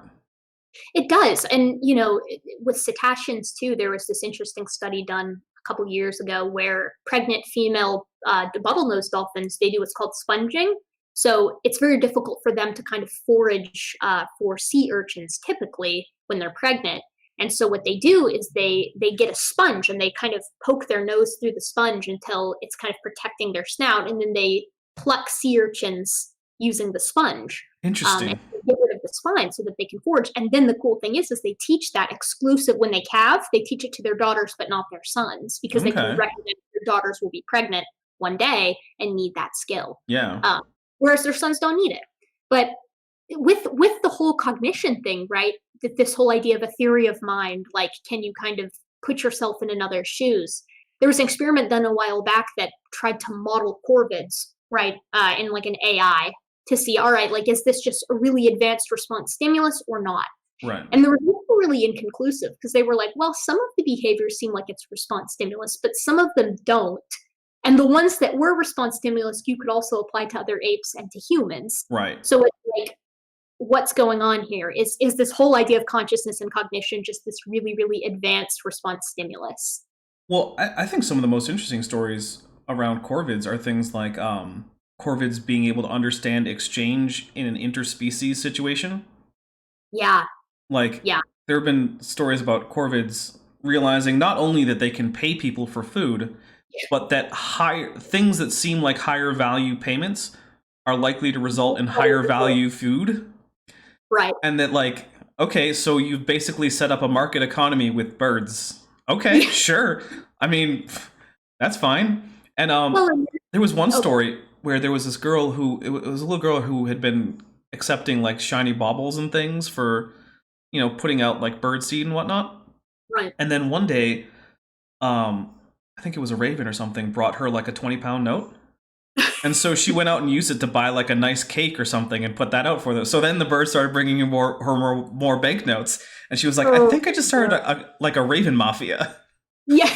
Because the ravens are literally stealing people's money to bring to this little girl in exchange for food.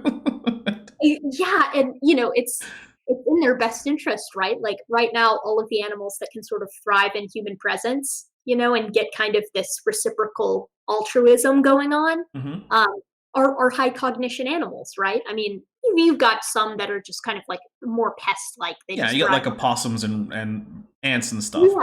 Yeah, thrive on the refuse. But like, global primate populations are going down in most cases, except for lots of different kinds of rhesus macaques living close to Mm-hmm.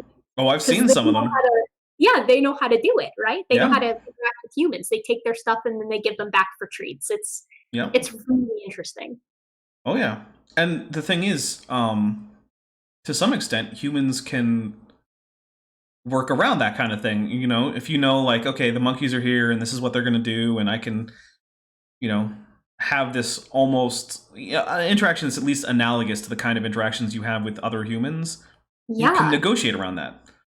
And so it's it's easy to adapt your behavior and your society to interact with these animals. And even the ones that humans have domesticated tend not to be the stupidest animals. I mean, cats and dogs are pretty intelligent as far as most animals go. I mean, they're nowhere near like a monkey or a corvid, but But the interesting thing is that dogs score better than any other animal at just understanding human gestures. oh yeah. So so it's like it's this, you've got a whole co-evolution going on there. They know with- they know what pointing means.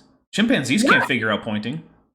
Well, no, they can't. And the thing is too is that dogs are really, really good at reading human expressions. Mhm. And more dogs these days, like it's sort of this accidental artificial selection, because dogs today have larger sclera, or rather their sclera are taking up more surface area of the eye, Right. because we like sclera to recognize human emotions. So we've been like accidentally selecting for dogs that we feel like we can read better. Aha. Okay. Interesting. Which is really interesting. Yeah, it's and I've sort of noticed it. Like I have two golden retrievers back in the States, and one of them has a really expressive face and the other one not so much. And I find myself interacting with the one whose face I feel like I can read better. Right.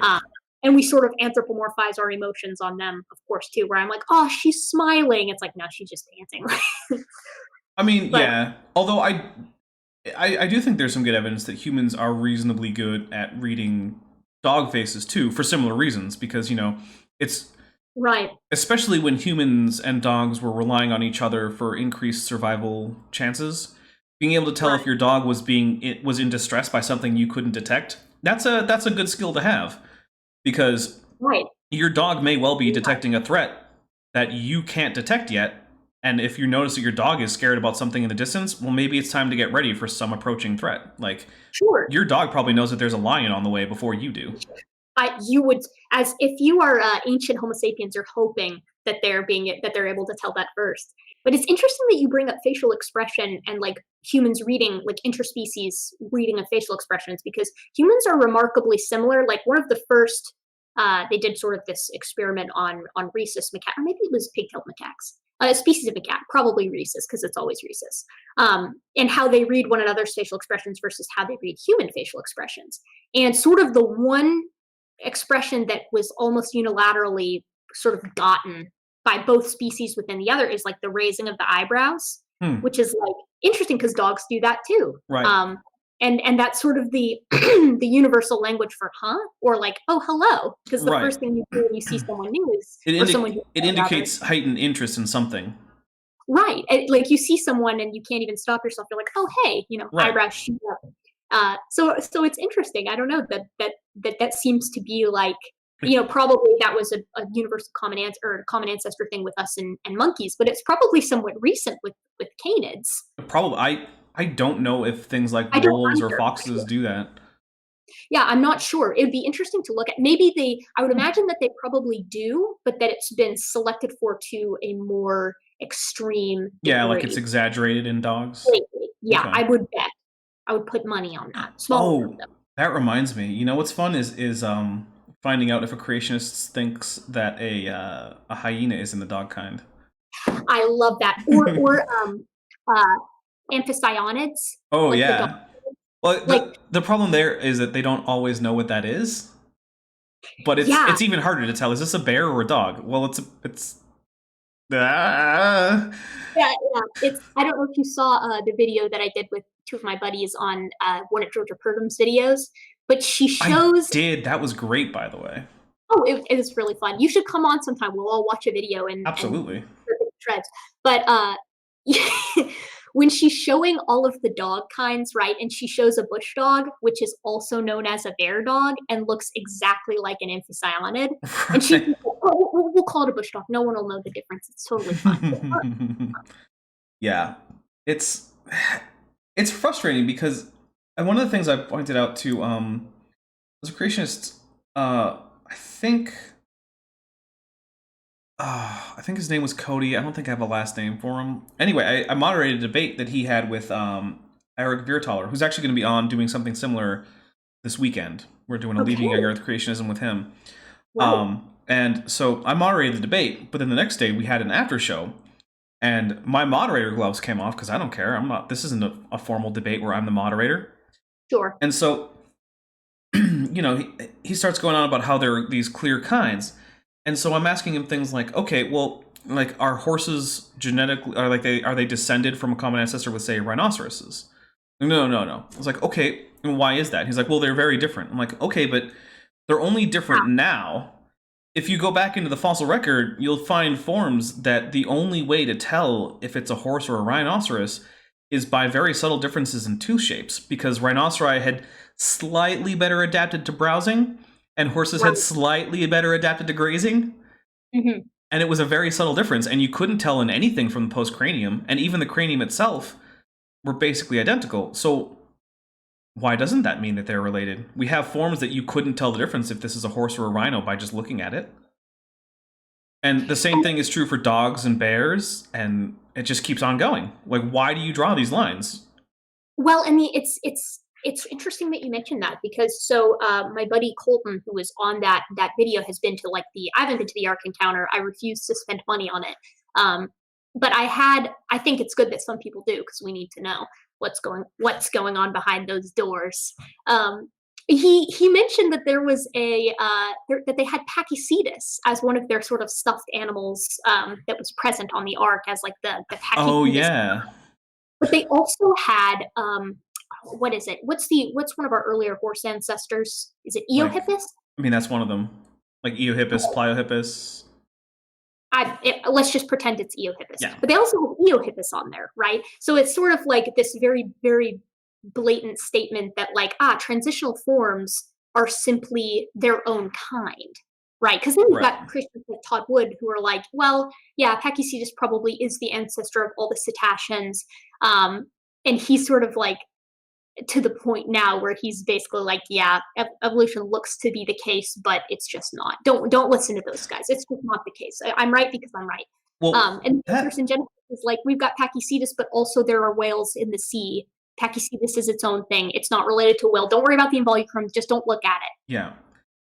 Honestly, that whole oh, this really looks like it's true, but it just isn't, really bugs me, because one of the things is that usually what that has to mean is that you have an omnipotent being who arranged the universe to look like it's not the way that it actually is. Right. So at what point do you get to say that your observations can tell you anything about reality at that point? Exactly. How do you know? You just can't. Yeah, it's the epitome of last Thursdayism, right? At that point, you might as well say everything was created as is 3 days ago. It's even worse, though, because you could just say everything is created completely different to how it is last Thursday, and it just looks like how it is. Yeah, that's a good point. Yeah, you can't even make valid statements about the present. Yeah, and too, the thing is that there's verses in the text, right, that are like, yeah, God is creation and creation is God. So if that is truly the case, or rather that you can find God in creation, I think it's like Romans 1:20. So the question is, if God is inherently non-deceitful, then why would creation in and of itself be deceitful, right? Right. Why does it look like the opposite of what it is? Right. Either the universe is as it presents itself to us, or we'll assume that, God, as he's described in the Bible, exists. We'll just take that as our ground assumption for this. Sure. Then the only options are either the universe is as it presents itself to us, or God is deceitful, and therefore you can't even trust the things that he says in the Bible, or you can't trust your senses. You literally can't trust anything. Yeah, it's all like a hat trick, right? What's it going to be? Which is true, which is false? There's no empirical means to tell. Right. And you might as well throw all of science and history, and like you said, everything. Let's just say it was 5 seconds ago that everything was made as is.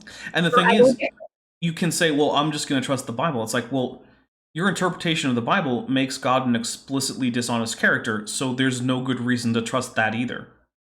that pisses me off a lot when people are like, yeah, this, it's God's word versus man's word, right? It's like, no, it's not.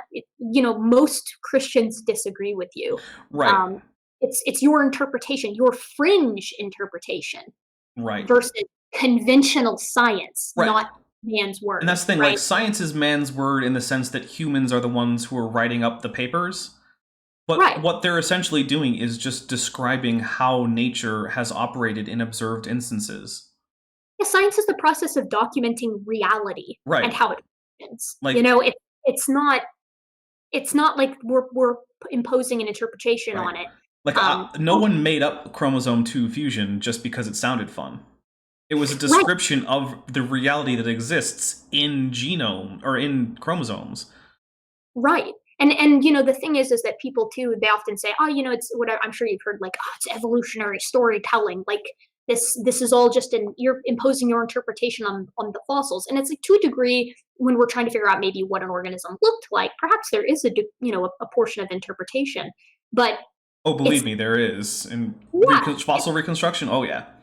Yeah, and I actually I want to end fossil shrink wrapping. I like the idea of very big and puffy like theropods with all these beautiful feathers that just have like a fringe of fluffy plumage around their necks. I end shrinkage or fossil shrink wrapping. Oh yeah, and that's so. Speaking of paleo art, I always tell people that paleo art has to be judged on 2 different grounds. And they're not really super related to each other. You need to judge paleo art on its artistic merit. Is this an aesthetically pleasing composition? Is this technically competent? Does it evoke an emotional response? Is it evocative? All this stuff, right? And that's the same way that you have to look at any art. But paleo art also has the criterion of, is it accurate? Right. And paleo art can be absolutely great at either of those, without necessarily being very good at the other. Like, I've seen extremely accurate interpretations in paleo art, and I'm just like, yeah, but this is a boring painting. It's just terrible. Yeah, I love paleo. I think you're forgetting the third category, which is memeability. Okay, fair enough. How memeable is paleo art? Because I actually have a big soft spot in my heart for bad paleo art. I love old paleo art and I love horrible new paleo art. I love it when it looks like something that is either, and I say bad in 2 means. 1, is it horrifying and accurate, or 2, is it totally off base but ridiculous to look at. I made a video about the Ordovician extinction earlier, or finished it last night and posted it this morning. But Sacabambastis, it's just this tadpole with like a little slit, and it's not. It was like a scraping bottom. Oh yeah, I know what you mean. And it's a jawless fish, so it looks absolutely ridiculous, and I love it with all my heart. But yeah, and I think paleo art too. Obviously there has to be a bit of artistic license, because typically we don't have 100% of the specimen. Right. So you're going off of sort of similar specimens that probably looked quite similar. Right. And that's one of the things you have to do in any paleo art and there's also the problem of things like soft tissue. So yes. Even if you look at my avatar, like, what is that based off of? Well, the skeletal reconstruction I based it on is pretty darn accurate because we have a lot of Ceratosaurus specimens. So, but how much of it is like all the amount of soft tissue I gave it, the level of muscle definition, exactly how the brow horns are expressed in life in terms of like, was there a keratin covering on it? How extensive was it? Yeah, the colors. All of that is the extent of the scutes, because we have Ceratosaurus skin impressions. So we know they had scutes, but how many? How far do they extend? Right. All of that, it's like different portions of the body. Right. All of that is stuff that I had to just go with, like, this seems reasonable. Yeah, best fit. Yeah. Best fit. And I think I came up with a perhaps not the most likely interpretation of Ceratosaurus, but one that I don't think you can raise too many objections to, and one that I think works well as my avatar. Yeah, it's like you don't know for sure that they weren't wearing red ties. Oh, Tully Monster. Oh my goodness.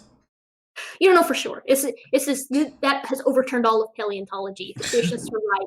Cut, print, wrap, oh yeah, well, I'm a late surviving theropod that's not even a bird. But Oh my God, what are your thoughts on that? How when you have creationists, when you see a creationist video that's like, look at all this evidence that dinosaurs are still living among humans, like the Mokele Mbembe or whatever. basically, What are I your thoughts? I go with find a body, Yeah, bring up a yep, specimen, and then we'll talk. Until then, it's just a story. yeah, Biology has rules about how you go about describing a species, and a specimen is the first requirement. If you want to describe a species as an actual thing, you need a specimen. It doesn't right. have to be a great specimen. It just has to be a specimen that's unambiguously a new Okay. species. Yeah, it has to be a thing. Have you seen the so I keep up with a little bit of cryptozoology just I because noticed. I love it so much, but It's it's a blast. And there are a lot of hominid cryptids, right? There are a lot of weird ape-like ones, and there was this cool study done by this guy, Dr. Sykes. I think it's Sykes. I think it was called, but in the Himalayas, where he took a bunch of submitted Yeti DNA and like ran it through. yeah, Sort it of didn't come back as like goats and things. Well, it's actually crazier and cooler than that, because most of them came back as known local animals like goats and dogs and people and all this stuff. But two had no matches to local fauna, and they were like, "That's really weird. Oh my God, is it a yeti?" No, it wasn't a yeti, but it is rather. It's probably a Pleistocene surviving polar bear. So it's Oh, actually, there used to be ursids living in the Himalayas that were very similar to polar bears that we have in the Arctic, etc. So it was probably, I mean, not living today, obviously, but it's the Himalayas, so it was probably late surviving to a point, I like which is really cool. I like Jens van Broekhoven's comment about art, which is "Ceci n'est pas une pipe." You familiar with this? No. So there's a famous drawing of a pipe, and under it, it's labeled in French, "Ceci n'est pas une pipe," which is "this is not a pipe." The thing being like, this is a drawing of a pipe. It's like Kent's joke, this is not my wife, it's just a picture of her, except now it's also not his wife. Right. Right. So yeah, I just appreciate that little. It's like an art meme from like the 19th century, basically. And also, Adam Morgan brought up the Tully monster. Are you aware of that and the trouble with? Yes, the Tully monster is wild. Yeah, for a while it looked like it was coming down on the side of vertebrate, but then it was like, well, yeah, but there's really some good reason to not interpret this dark streak as a notochord. So yeah, I think for a while too, weren't they like it might be like a pen, it's like similar to that of like mollusks, yeah, like with like the ink pen. Yeah, so currently it seems to still be going back and forth between mollusk and vertebrate. Right. And yeah, those are two extremely different groups of organisms, and it's just weird that we have a fossil that's like, could go either way. That reminds me of hallucinogenia, right? How at first they were like, yes. Everyone had it upside down. Yeah, they're like, of course it walks on its weird leg appendages. And then they're like, oh no, actually it walks on the spikes. Right. That's actually gone back and forth a few times. It has, and I don't know which way they're going to end up with it. The Chicago Field Museum has this really cool sort of like deep time exhibit, and they've got this awesome portion for the Cambrian where they've got it's like 6 panels of TV screen, and then they're showing like Cambrian life squiggling and moving across the surface. And they have hallucinogenia, and it's just like awkwardly trying to move about on the spikes. And I love whoever, like the idea of someone who was put in charge of like the biomechanics. Yeah, you have to animate this. Like, yeah, they're like, all right, here's the organism, make it move. And they're like, how?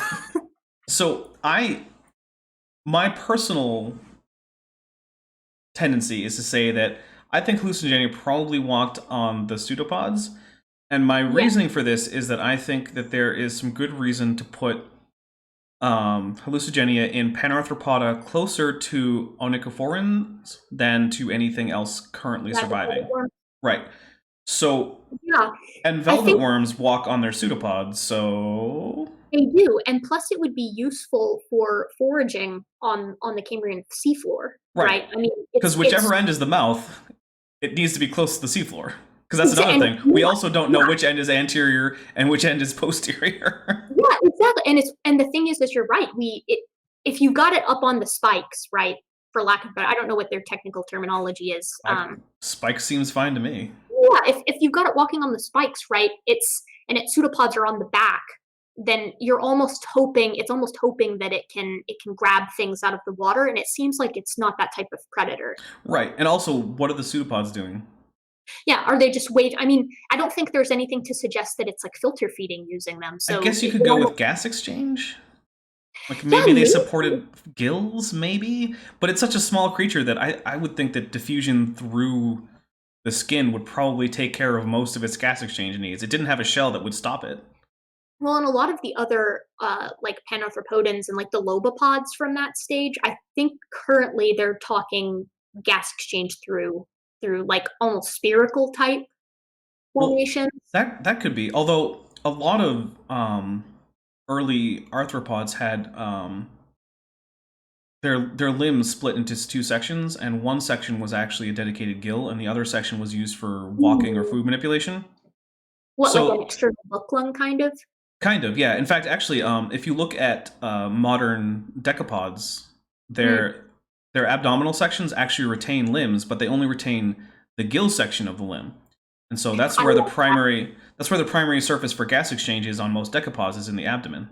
It's sort of like a reverse of what we did with the gill arches, right? Yeah, we Like, turned them instead into of jaws and transforming- ear bones. Yeah, instead of transforming like a gill structure into a different morphology, they're taking a different morphology and turning it into a gill structure. Yeah. So, No, man, talking about Cambrian animals, it's all weird. I love them. I love them so much. My favorite is whatever. I'm a normie, but I like Anomalocaris. I think it's I like the idea of big giant shrimps with like a circular mouth part just swooping down, and this terror of the trilobites. Oh, That so reminds cool. me, one of my he's been a Young Earth Creationism, but I think he might be switching to sort of an older Earth intelligent design. But anyway, he Right. said, "Oh, intelligent design could be a theory." I was like, "Well, it could be if it made, novel predictions that are then verified, and it keeps doing that, and eventually overtakes the amount of, and can also explain all the observations we see as a result of, the theory of evolution, and also explains things that evolution can't explain well. Do you have such a prediction that we could go out and test?" And his answer was like, "I think we'll find an even bigger Cambrian predator." I'm like, "Well..." Why? And he was like, "Well, because I think the intelligent designer would have made one." I'm like, "Well, that's okay. I mean, I guess technically that's a prediction, but you don't see why that's not a very novel prediction, like there might be a bigger Cambrian predator than the ones we found." What would that even tell us? That would just expand the ecosystem. Right. I'm just like, you don't see how that's not really a novel prediction? Like, Yeah, that's a little bit lame. yeah, like maybe if you could predict something like, oh, we'll find these specific genetic markers that don't line up with what's otherwise a fairly solid phylogenetic tree, and we see them only in animals where, they're useful for this particular function, and they cross these cladistic boundaries. Right. That would be an interesting prediction. I mean, I think they're hoping. I guess I can see the point, right? Like the point would be if you've got this even larger predator appearing suddenly in the Cambrian, I then you guess. can make the argument that it's not as much of a slow burn as we're now sort of leaning to. But the dumb thing about that is that it's like, all right, well, we know for certain that a lot of our more basal organisms are soft-bodied animals, right? Like the Nivarians and things like that.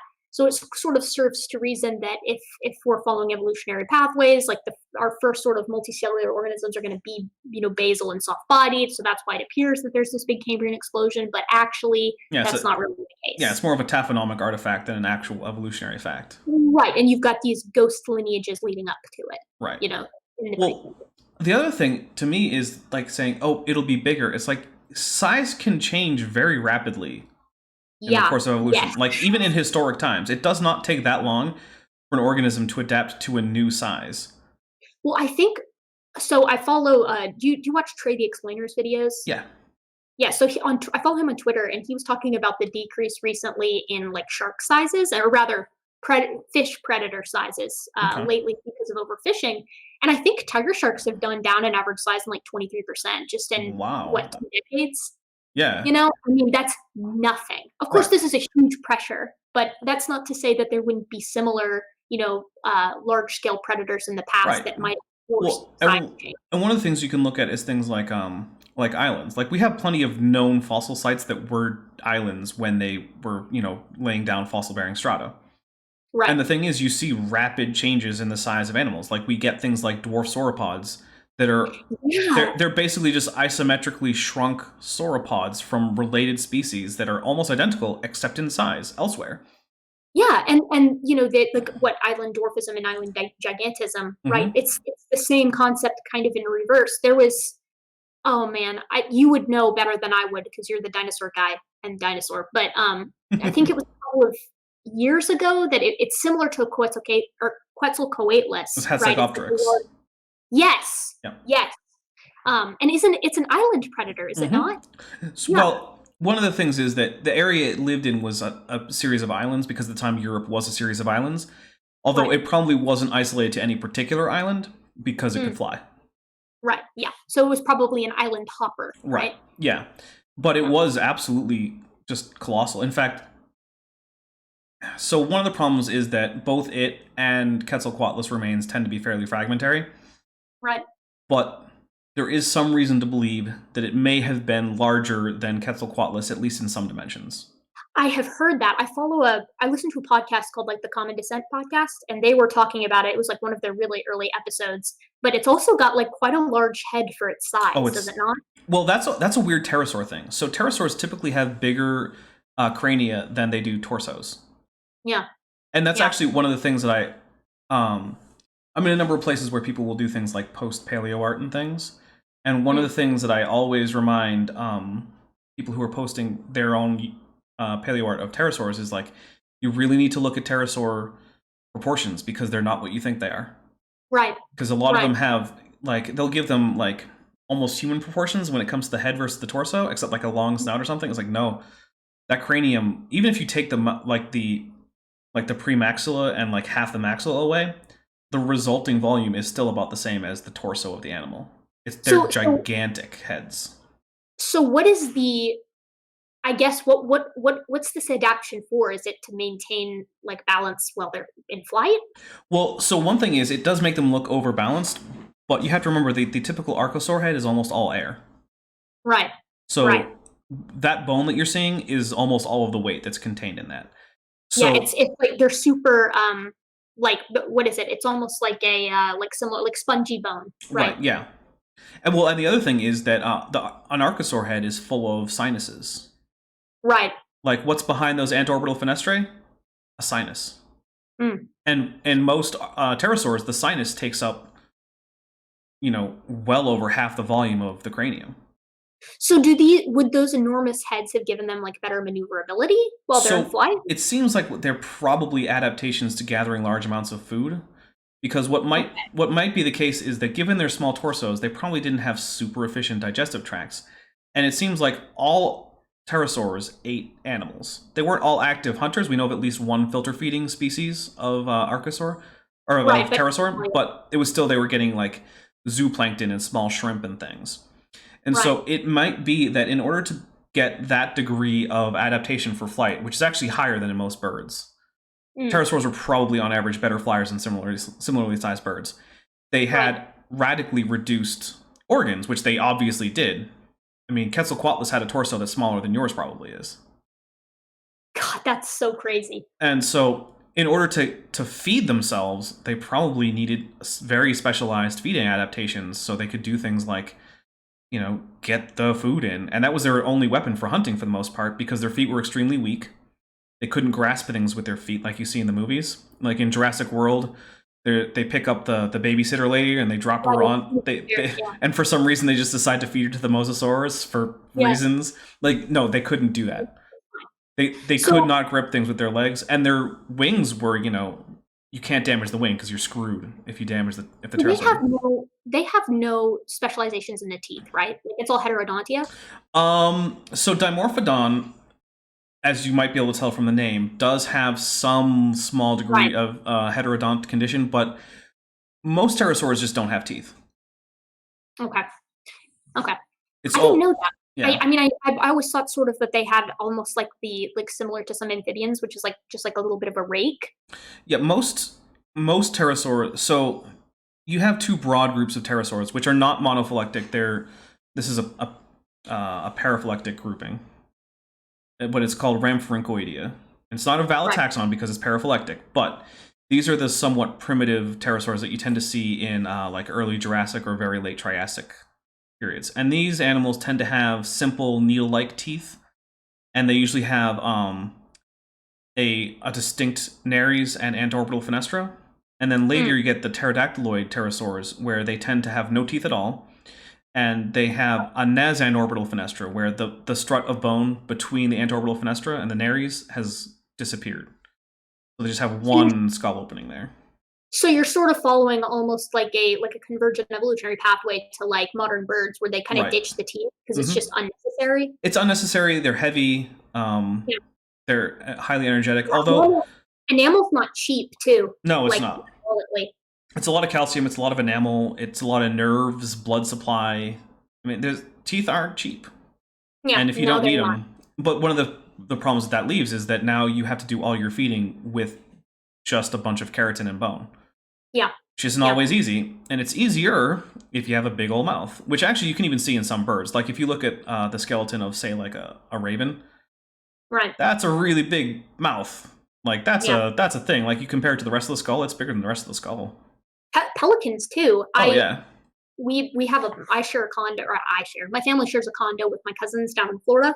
We used to go down there all the time, and the pelicans would come and like hang out on the docks. And when fishermen would pull up, these huge, like, they're like perch. So they're not enormous, but they are for a pelican to swallow whole. Oh yeah, and then it just goes right down. Yeah, and they just swallow it completely whole, right? Yep. Which is wild. Well, it's not clear, exactly what the division was inside of a pterosaur torso as to like how big each organ was. And we know they probably had sort of the archosaur air sac system going through, but to what degree that actually we know to what degree it invaginated the limb bones, and it was extensive. Pterosaur limb bones tend to be, they're not quite paper thin, but like they're thin. It's almost shocking how thin pterosaur limb bones are, and that's because they have air sacs in there. Well, most of them are quite a bit larger than a lot of our flight capable birds today. Yeah, pterosaurs had lighter bones per unit volume than birds do. Like if you took, say you did like an immersion test, like you're gonna dunk this I don't know, a humerus from a pterosaur with an equally sized humerus from a bird. And so now they displace the same amount of water. Okay, great. Now you weigh them both. The pterosaur will weigh significantly less than the bird. Like birds have a reputation for being light boned, but it's nothing compared to the amount of pneumaticity and such in pterosaurs. They had quite a lot longer to adapt and evolve too. Oh yeah, pterosaurs were going for somewhere around 250 million years by the time they went extinct in terms of adaptation for flight. Birds have only had about 100-ish million years. So pterosaurs were flying for about twice as long as birds. Yeah, you got to get some wild adaptations to be, have the wingspan of some of those larger pterosaurs and be airborne. Well, one of the interesting adaptations is that so you know how birds have a synsacrum, and this is actually a common dinosaur trait, where basically the sacral arch and like usually 4 or 5 sacral vertebrae are just fused into a solid hunk of bone. Yeah, it's like the keel, right? Well, no, this is in the sacral area. This is in the hips. Okay, gotcha. Well, the pectoral girdle for pterosaurs had a similar arrangement where a bunch of the dorsal vertebrae are just fused onto the pectoral girdle to mount these massive upstroke muscles. Right. Okay. I was mixed around in my head. I get what you're saying now. And actually, the weird thing is the upstroke muscle in a bird actually loops down to connect to the dorsal side of the skeleton, and it has to go around like a pulley type system to actually get that upstroke. That's because they don't have that kind of adaptation. In Antiornithine, oh goodness, that's a hard word to say. You know what I mean, though. Those Cretaceous birds are like the ones that ended up not making it. They actually tended to power their upstroke from muscles that attached to their back. And so if they had survived, they might have evolved something similar to this structure in pterosaurs. It's called a notarium. Okay, so why did you study history instead of doing the route of paleontology? Okay, well, why didn't I study linguistics? Why didn't Okay, I study? I mean, that's the okay, thing. Everyone asks me that. And it's like I could only study one thing. right, And it's hard to find a paleontology school. It's not hard to uh, find a school that will give me a history degree. right, And like right, I wasn't in the position to move anywhere in the country. right, So, right. you know. Okay, fair enough, fair enough. Yeah. Well, that's the thing is people have asked me, why didn't you get an economics degree? Why didn't you get a linguistics degree? Why didn't you get a degree in literature? Why didn't you get a degree in paleontology? I'm like, well, guys, I'm one guy. I've only got so much time. You know, there's only so much money. Yeah, Yeah. So that's the thing. I mean, I can have similar conversations about history. It's just, you right, know.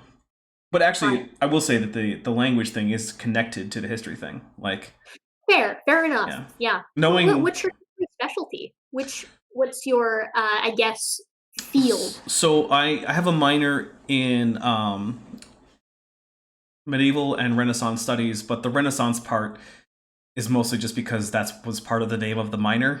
There really Right, wasn't a whole lot of Renaissance stuff going in there, and right. so that was actually that minor is actually technically an interdisciplinary minor with the English department. And so, Mm, yeah, okay. actually, but the thing is that the English classes I took to get that minor were one, the history of the English language, and two, Old English. So it's not like I was studying the actual literature side, I was taking the language side. So, like, my interest is more in things like, okay, well, let's read like the Anglo-Saxon Chronicles and less like, oh, hey, Canterbury Tales, which I can read in Middle English. Because it Yeah. turns out if you can read if you can read Old English and you can read Modern English, You can then get chances that are you can consistency. like meet halfway and get Chaucer pretty well down. Oh Which is god. an interesting thing to be able to do.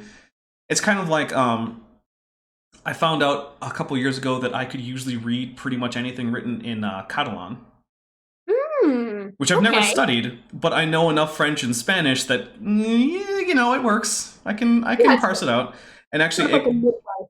it came up because I was unhappy with the specificity of an English Wikipedia article. So I started clicking through languages I knew to see if any of them were better, Right. and they weren't. So I was about to give up, but I was like, let's check the other Romance language that I don't really know, just in case, because you never know. It's interesting you say that. I have a colleague who's also in my program. She's Italian, and she's like, yeah, I can understand most of and read almost all Spanish, right? Mm-hmm. Yeah. Because they're so similar, and then she can understand quite a bit of French as well, which I thought was interesting. My mind is not wired that way. Her and my French friends start getting together and talking, and I'm like, all right, come on, guys, get on my level. Oh, Cut me a little just slack. clone yourself and get all the degrees. I'll work on that. Yeah, that's the thing. I just need all the money, and then I can get all the degrees, and then with whatever time I have Oh, left for maybe I can get a job. rational mind does point out I did add a C in paraphyletic. I'm sorry. It's not the easiest word, guys, and I don't have it in front of me. You said that, and I was like, oh my god, have I been saying it wrong No, this you've been entire saying it time? right. I said it wrong. It's paraphyletic. I tend to err on the side of I've absolutely butchered a word Oh, I rather mean, than oh wait, I said it right. look, I know I pronounced some of the Latin wrong earlier because I just wasn't. I mean, You super know, paying attention. the nice thing about the hominid names is that they tend to be pretty straightforward when it comes to pronunciation. I know Yeah. a lot of the taxa when you go further back gets wild. So, I'm actually sometimes asked about like, what's your advice on dinosaur names? And I go with like, okay, try to see what the etymology is, and then because that'll help you with things like should the ch be pronounced like a ch? Because the answer is almost always no. It Yeah. probably shouldn't. Yeah. Double check that. But for the most part, if you pronounce all of the vowels and all of the consonants, because they should all be pronounced, then you're probably fine. Yeah. There's no like first century Roman or Greek guy who's going to come up and rap you on the head for having pronounced his language wrong. It's just not going Yeah. to happen. Have him rise from the dead. Right. I've been asked before about Neanderthalensis versus Neanderthalensis, and my answer is always I just say what my professor said. Right. There is no rational reason why I pronounce it the way I do, because they're found in the Neander Valley, right? So it's like there's not really a location name that should specify which is which. So I'm always just like, listen, cut me a little bit of slack here. I'm just I parroting what I've been told. I pronounce it Neanderthal, and my reason there is that the only language where the digraph th makes this sound there's only a small number of languages where it makes that sound. Very few languages even have that sound, and none of the languages involved in this naming were any of those languages. Right. Okay, fair enough, right? So that's fair my enough. reasoning for saying tall. But the thing is, I'm if you say Neanderthal, okay, like, what am I gonna do? Like, I don't care. I am the last person out there who's going to correct someone on how they pronounce it. I'm generally just like, man, whatever. I'm sure I'm mispronouncing like 6 of the other hominids. Or the emphasis. Some people say Australopithecine, some say Australopithecine. Oh, yeah. So it's like, Yeah. you know, however you want to go, it's fine. Yeah. There's there's a number of dinosaurs that have that problem where everyone says them differently. Yeah. Yeah. Like, there's one that I tend to say Parasaurolophus, and other people say Parasaurolophus. And it's just like, I don't care. Just put the accent where you want it. Just get all of the consonants and all of the vowels in there in some semblance of reasonability, and you're fine. I have been guilty of saying Parasaurophilus, so. Oh, well, okay, that's a little wrong. It's a little wrong, yeah. But and the other thing is, like, people know what you're talking about, and these aren't regular words that are just part of people's vocabulary. That's our Dwayne Gish fire-breathing dinosaur anyways. There are bigger problems. It is, yeah. It contained weird bombardier beetle chemicals inside of its nose crest, and it's just like, no, there's now fire breathers. It's fine. Well, that's actually a little bit more reasonable than the one where, like, dinosaurs had tiny nostrils, and the friction of them breathing set the air on fire. Oh my god. Which I've also heard, which is just like, just try to do the math on what kind of airspeed it would take to set the air on fire, and then tell me that you think that dinosaurs had small enough nostrils that was the airspeed going through. That argument falls directly with the Bigfoot is a interdimensional traveler. I've heard that one too. Why is it so hard to catch a Bigfoot? Well, because he's from a different dimension, guys. Okay, sure. It's fine. If magic is one of the options, then I guess I can't rule out anything. Yeah, someone says that and you're just kind of like, well, I can't argue with that, right. So fine. Maybe. Although I still like the SCP Wiki's version of Neanderthals. Are you familiar with that one? I know the SCP, but I don't know their version of Neanderthals. So their SCP-1000, and was actually a competition to see which article would end up getting that designation. It was a big site-wide competition, and what got it was an article about Bigfoot. And I don't want to spoil it too much, but I'll just say that it, unsurprisingly, it gets a bit dark.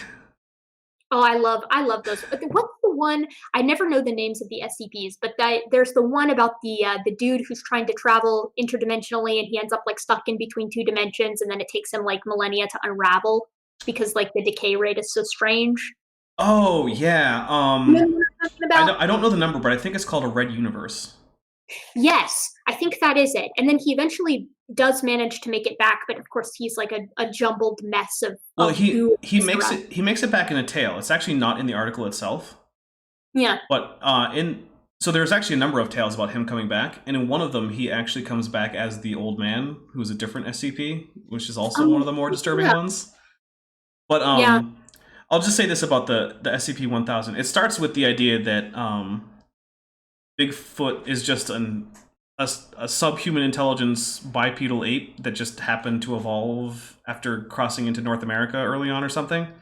Mm. But they caught this anomalous disease where seeing them would cause other primates to die of some kind of brain hemorrhage, and it decimated their population, except that a few of them were genetically immune, and that's the remnant of it, but they all are infected with it. So that's why it's hard to, to get a good look at them, is because people just die of brain hemorrhages. But then it turns out that that's just a cover story, and it's even worse. Oh my god! So go read SCP-1000 if you haven't, guys. It's a fun one. I haven't, and now I have to. I also love the one where they're like, Bigfoot's just really blurry. He exists. All those pictures are really, really good photographs. Yeah. That's just although that one I don't. Does anyone seriously propose that one? Is that no? Okay, good. I thought that was mostly just a joke, but then again, I mean, you're in such Poe's law territory in some of these cases that, like, maybe people do believe it. The world of Bigfoot and Bigfoot like photography is a wild lawless land. But honestly, I've looked into I want to do a video about it eventually because I've done the Patterson I've like looked quite a bit into like the Patterson-Gimlin film, and all right, admittedly, it's very strange. Oh yeah. Because the proportions are very odd, and they've sent it to a couple of like biomechanics labs, Yeah, and the people walk who've looked at cycle it is are like- weird. Yeah, and the people who've looked at it are generally like, all right, it really does depend on the frame rate. Because if it is the frame rate that they think it is, which they're not sure, Right. then it's strange. But if it's not, then it's probably a dude in a suit. But I Right. have heard Gimlin talk about it before, and he seems pretty convinced. So if it is a hoax, I think he's probably not in on it. I think it was probably Patterson. Okay. But it's a weird case. It's very strange. I'm It not is saying, weird. yeah, I don't think there's a hominid roaming around North America because, you know, they tend to be Oh, very. there's definitely a hominid roaming around North America. An unknown. That's too Yes, I doubt that there's an undescribed hominid wandering around North America. It's the kind of thing that's hard to hide. And one of the things Yeah. I point out to people is like, look, the last large mammal to be discovered was basically the okapi. Yeah. Well, And that was a while ago. I know there was There was a deer found more recently. yeah, there was some tree kangaroo that was somewhat recent. Right, like but 90. when I say large animal, I mean something on the scale of it, like a human or larger. Yeah, yes. The chances of us finding any currently unknown but still alive mammals that are human size or larger is just extremely low. It's hard to hide. I would love it if we did, but I'm very much on the side of Oh yeah, anything over like 150 pounds, we've probably discovered. yeah, or discovered and then subsequently killed off. Right. The chances that there's an unknown extant animal on land, you know, because the ocean's a different story. Yeah. On Agreed. land, especially a land mammal that's over 150 pounds that we just scientists haven't described yet, it's extremely slice. It's so unlikely that I'm going to go out there and say there is no such animal. Yeah, I would say that the conditions that would have to be required for that would have to be so strange. Right. I mean, it's why dimension hopping is one of the options. It's like it's so unlikely that such an animal exists without magic that we'll just put magic in. And the thing is too is I love the idea that it's like the actual legitimate problems that you come across, even if you're like, all right, let's allow dimensional hopping. Let's say that's totally legit, that's totally fine. It's like the fact that we're assuming that this is either a dimension similar to Earth or, Bigfoot's like an alien or whatever the hell. You've got to have like a hominid evolution that is so closely similar to ours. Right. And you just result in something different, but we're starting with like completely different basal organisms, right? If we're assuming Bigfoot's like an alien or whatever. So, you run into completely different problems. You're delaying the problem. Right. It's the whole thing just does not add up very well. Yeah. I love the idea though. I honestly hope we're wrong. I hope Bigfoot is a dimensional traveler, and that's the one. Let me be wrong. Oh, I would love Erika, okay, how about this? It's a dimension hopper, but it evolved in our dimension and then developed the technology to dimension hop. So that gets rid of the problem of how did it evolve to look like so human-like in another dimension. It didn't. It is actually a genetic relation of humans, but they have super advanced technology and they dimension hop. Get Christopher Nolan on the line because we need an story where like Bigfoot is just us in the future, right? Ooh. Traveling. Maybe they're time travelers they're time traveling Morlocks from the future of a time machine. Precise. The only thing that could ruin this scenario is if Bigfoot comes back, right? He transports right into the Max Planck Institute, right? Like the center of human evolution. And he walks up and he's like, he clears his throat, he opens his mouth, and he's like, listen, the Earth's 6,000 years old, and you guys have got it all wrong. And then I'm like, that reminds me, I read a Young Earth Creationist novel about Bigfoot. That's a thing that exists. Does it really? I don't know what it's called because it was so long ago. It was probably 20 years ago that I read this, but it's a thing that exists. There's this creationist, and he's like a biology teacher or something, and he's always one guy. Is it called Monster? It might be. I'm not sure. Is it by that one really popular like Christian writer? I think it is. Yeah. I swear to God, I think I've also read this book. Oh man. And like he finds like, Bigfoot's real, but it has some weird morphological traits that means that it couldn't be related to humans or chimpanzees, and he was right the whole time because they found an organism that violated the rules of cladistics. I'm like, yeah, that's what it would take. You should go find one, for real, creationists. Isn't it? Okay, maybe I've lost my mind, but I could have sworn there was a portion in that book where they find like a lab where they were trying to engineer like missing links so that they could plant them. That does sound familiar, yeah. And then there's all these like abominations like in a lab that are. I don't remember abominations, but I do remember there was a shady lab involved. Okay, we might be thinking. I hope we're thinking about different books so that there's another creationist Bigfoot lab. Yeah, but the more you describe it, the more I think we're thinking of the same book. And actually, I read this book not being a Young Earth Creationist, and I did not know this about the book. I was just like, a fun adventure novel about Bigfoot. That sounds fine. And then as I was reading it, I was like, what? What? I see what you're doing here. Yeah. It's some fun again. And then at the end, there's this great this is clearly the author projecting his fantasy, where like the guy's wife is like, "You did it, honey. You disproved evolution." I'm just like, oh my goodness, this is the cringiest thing. And then everyone clapped. Basically. Well, the thing was, though, that if the narrative were true, like if those events as described had actually happened, then yeah, it might not have disproved evolution overall, but it would have been actually a big challenge. And the thing is, it's like, at least this guy knows what it would actually take to legitimately challenge evolution, because he put it in his book. Most creationists ask for things, and they don't even seem to understand what would confirm or disconfirm evolution. Yeah, that's the dog producing the non-dog, right? I mean, that's.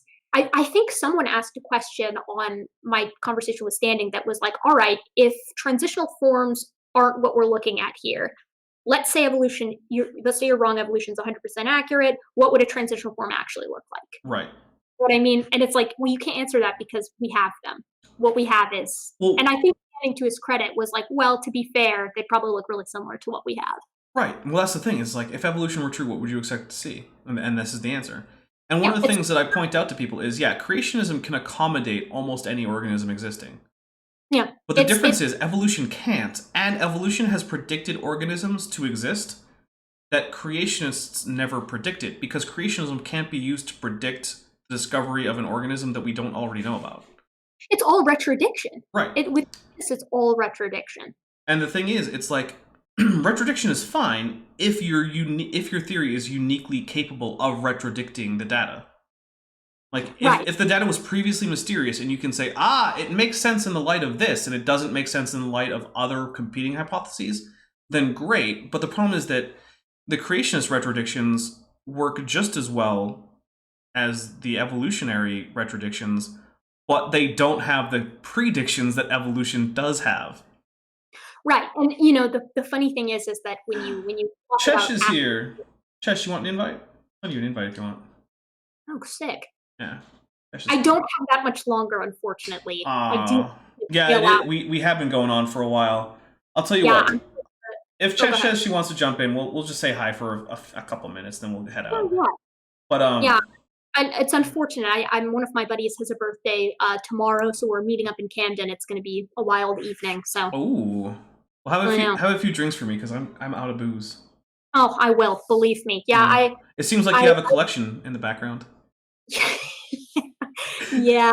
The thing is that I at home in the States, I really don't drink that often, but here everyone is an alcoholic, and so it's social drinking has become more of a part of my life than it has previously. All of those wine bottles are like from the last semester, so it's not like it was like one weekend, but sure. Right now, pretty much the only time I go out and buy alcohol is when I'm gonna do one of my Kent Hovind live debunks. Because oh my goodness, it's at the point now where I have to have some significant amount of alcohol consumption to not kill myself on those. The thing is, I get really savage when I drink, and so it's like I try to stay at least polite and cordial when I'm doing most of these kinds of talks. I start getting very roasty when I drink. I'm very like roast to this, roast to that, and I'm also very much more profane. So I try to keep my alcohol to offline. I don't get too profane, but I do get meaner to Kent, at least. Yes. When I drink. because I'm very nice to people who I respect, but I have, like you saw the debate, right? I was very polite in my actual debate with him.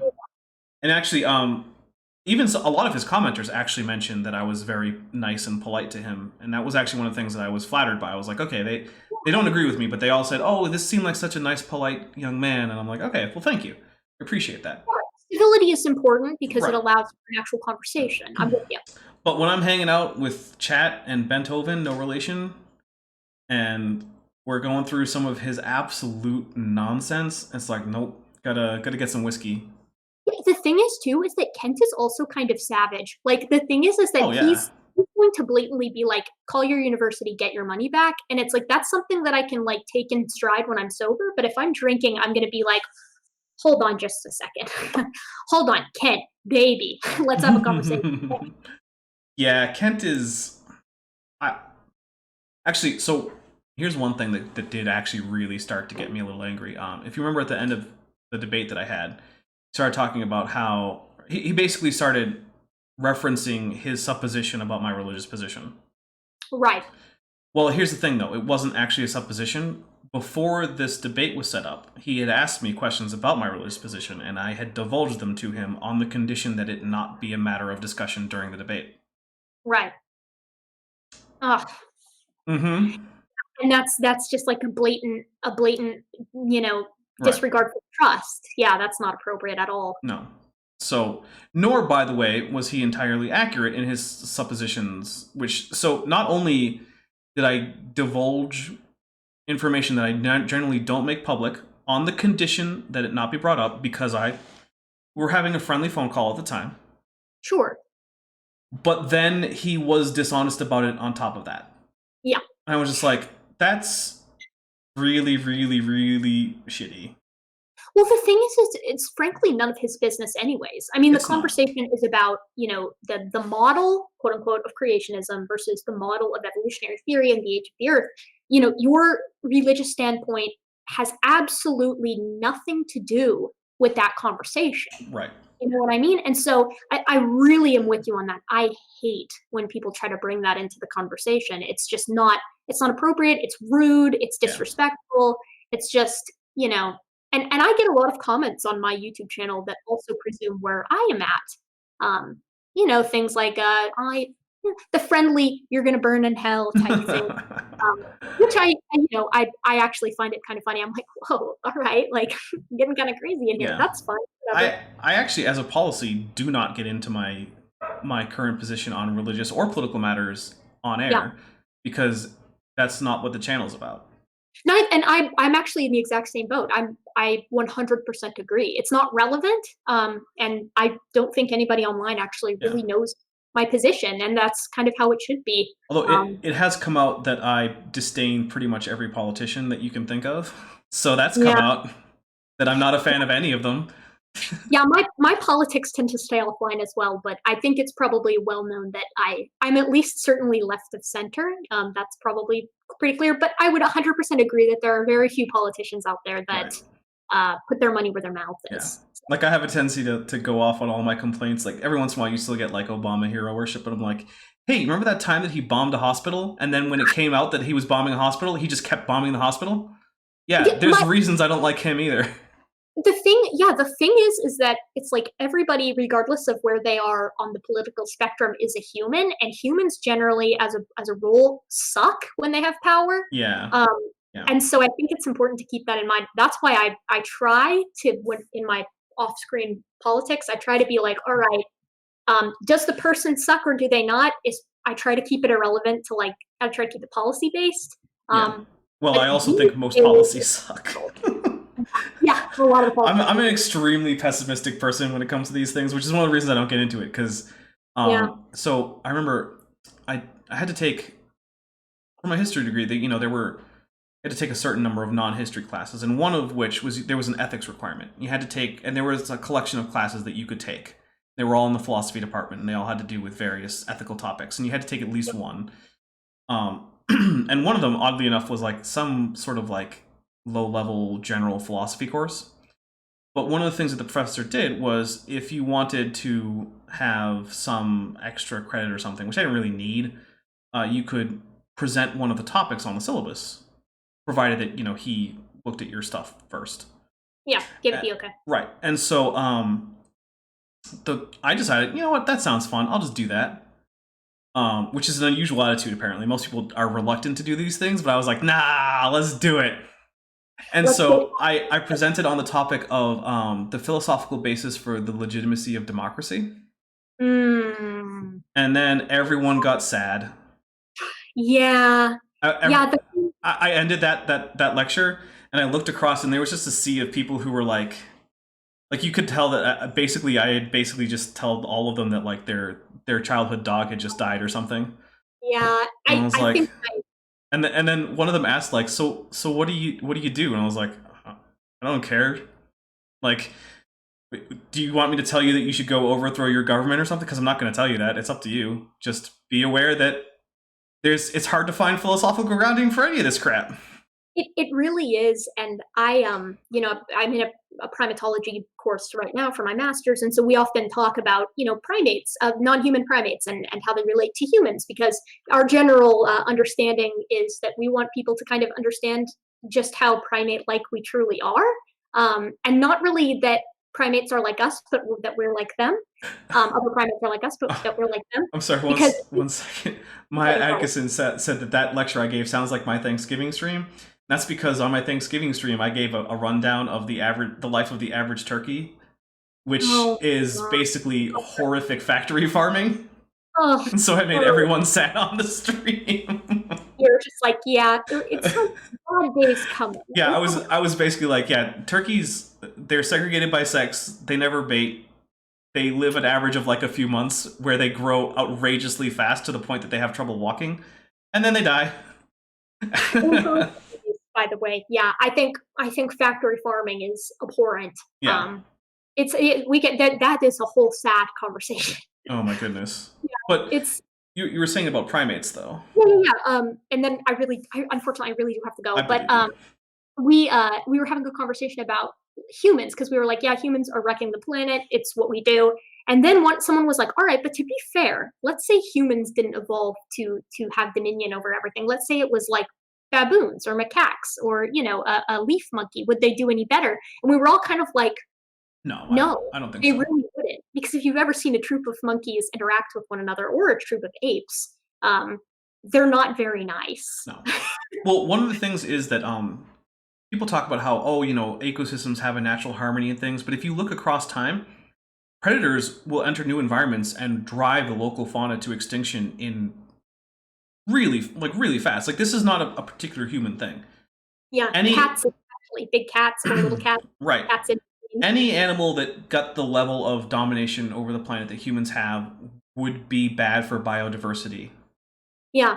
Evolution almost seems to self-sabotage sometimes, right? For individual species, right? It's a weird situation. I always wonder, like, because with humans, right, our forethought has kind of been out-evolved by our prowess, right? Our ability has not evolved in time with our ability to like take charge. So I wonder if there would ever be a scenario where you could essentially evolve this sort of means of forethought prior, and I don't think there would be, because then your overall fitness wouldn't be as good as it could be. No, eventually humans will go extinct and corvids will take over, and then the dinosaurs will do a much better job. Please. And that's what's going to happen. The dinosaurs are going to take over again, and we're going to do way better. Pass the gauntlet. It'll be fine. It was mammal-like synapsids, and then the dinosaurs, and then mammals. So it's time to give it back to the dinosaurs. Yeah. It's their turn. Pro-uprising is what I'm going absolutely. For. Yeah, I'm pro-human extinction. I'm actually not. No, I like humans. Yeah. They do a lot of cool stuff that I like too. If we could turn it around, honestly, we would actually, I think, could be an excellent force for good in the planet as far as like conservation goes. But I just don't know that we're going to be able to do it. Tyler West points out bonobos are too nice, and in some cases, yeah, they're pretty nice. Yeah, they actually they are very nice, but people tend to be like, yeah, it's you've got the warlike chimps and then the make love bonobos, and I'm guilty of that too, because that's for the most part true. Chimpanzees are more aggressive. But bonobos, when they're mad, they're very much showing their chimp side. Right, yeah. It's just that they're slower to anger, I guess. Yeah, and they just love sex. That's well, it's hard to get really angry right after you have sex. No, exactly. Yeah, that's their sort of reconciliatory behavior is they just bang it out. They bang one out and then they're fine. So Yeah. it's like, I don't know. I think a lot of people would say humans could learn from that. I don't know. Well, that's not an unknown phenomenon in humans. I mean, yeah, the post-coital clarity. Yeah. Or even just, I mean, you look at people in relationships, and there are relationships where it's not too untypical for sexual activity to be the way that you resolve an argument that's otherwise irresolvable. People are like, All right. You're just really angry, and then it's like, well, you just go have sex, and it's like, oh, I'm not so angry anymore. I guess this wasn't such a big deal. It's okay. I mean, that happens with humans too. So, but we should get going. It's been. Yes. It's been way longer than we said we were going to go. I had a blast. I did too. We'll schedule something else. Absolutely. I think next time we're doing an Andrew Snelling video, so I'll shoot you a DM. Wow. All right. Yeah, I want to be on. I want to be on that panel. Yes, absolutely. All right. Thank you. Thank you very much, Erika. I'll talk to you later. Yeah, thanks for having me. See ya. All right. Well, thank you, chat, for sticking with me. We originally said we were going to go for an hour and a half. We are almost at 3 hours. So we have gone almost twice as long as I said that we were going to.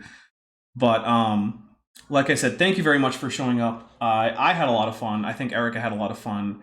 And if and when I end up on her panel for that Andrew Snelling video, I will make sure to tweet it out. So if you aren't currently following me on Twitter, you should do that. Link is in the description. Please subscribe to Erika's channel. Link to that is in the description. Also, the link to her debate with Kent Hovind and Standing for Truth, both on the Modern Day Debate channel, in the description. So, like this video, subscribe to me if you haven't already. Please subscribe to Erika. She has great content, and I will talk to all of you guys later.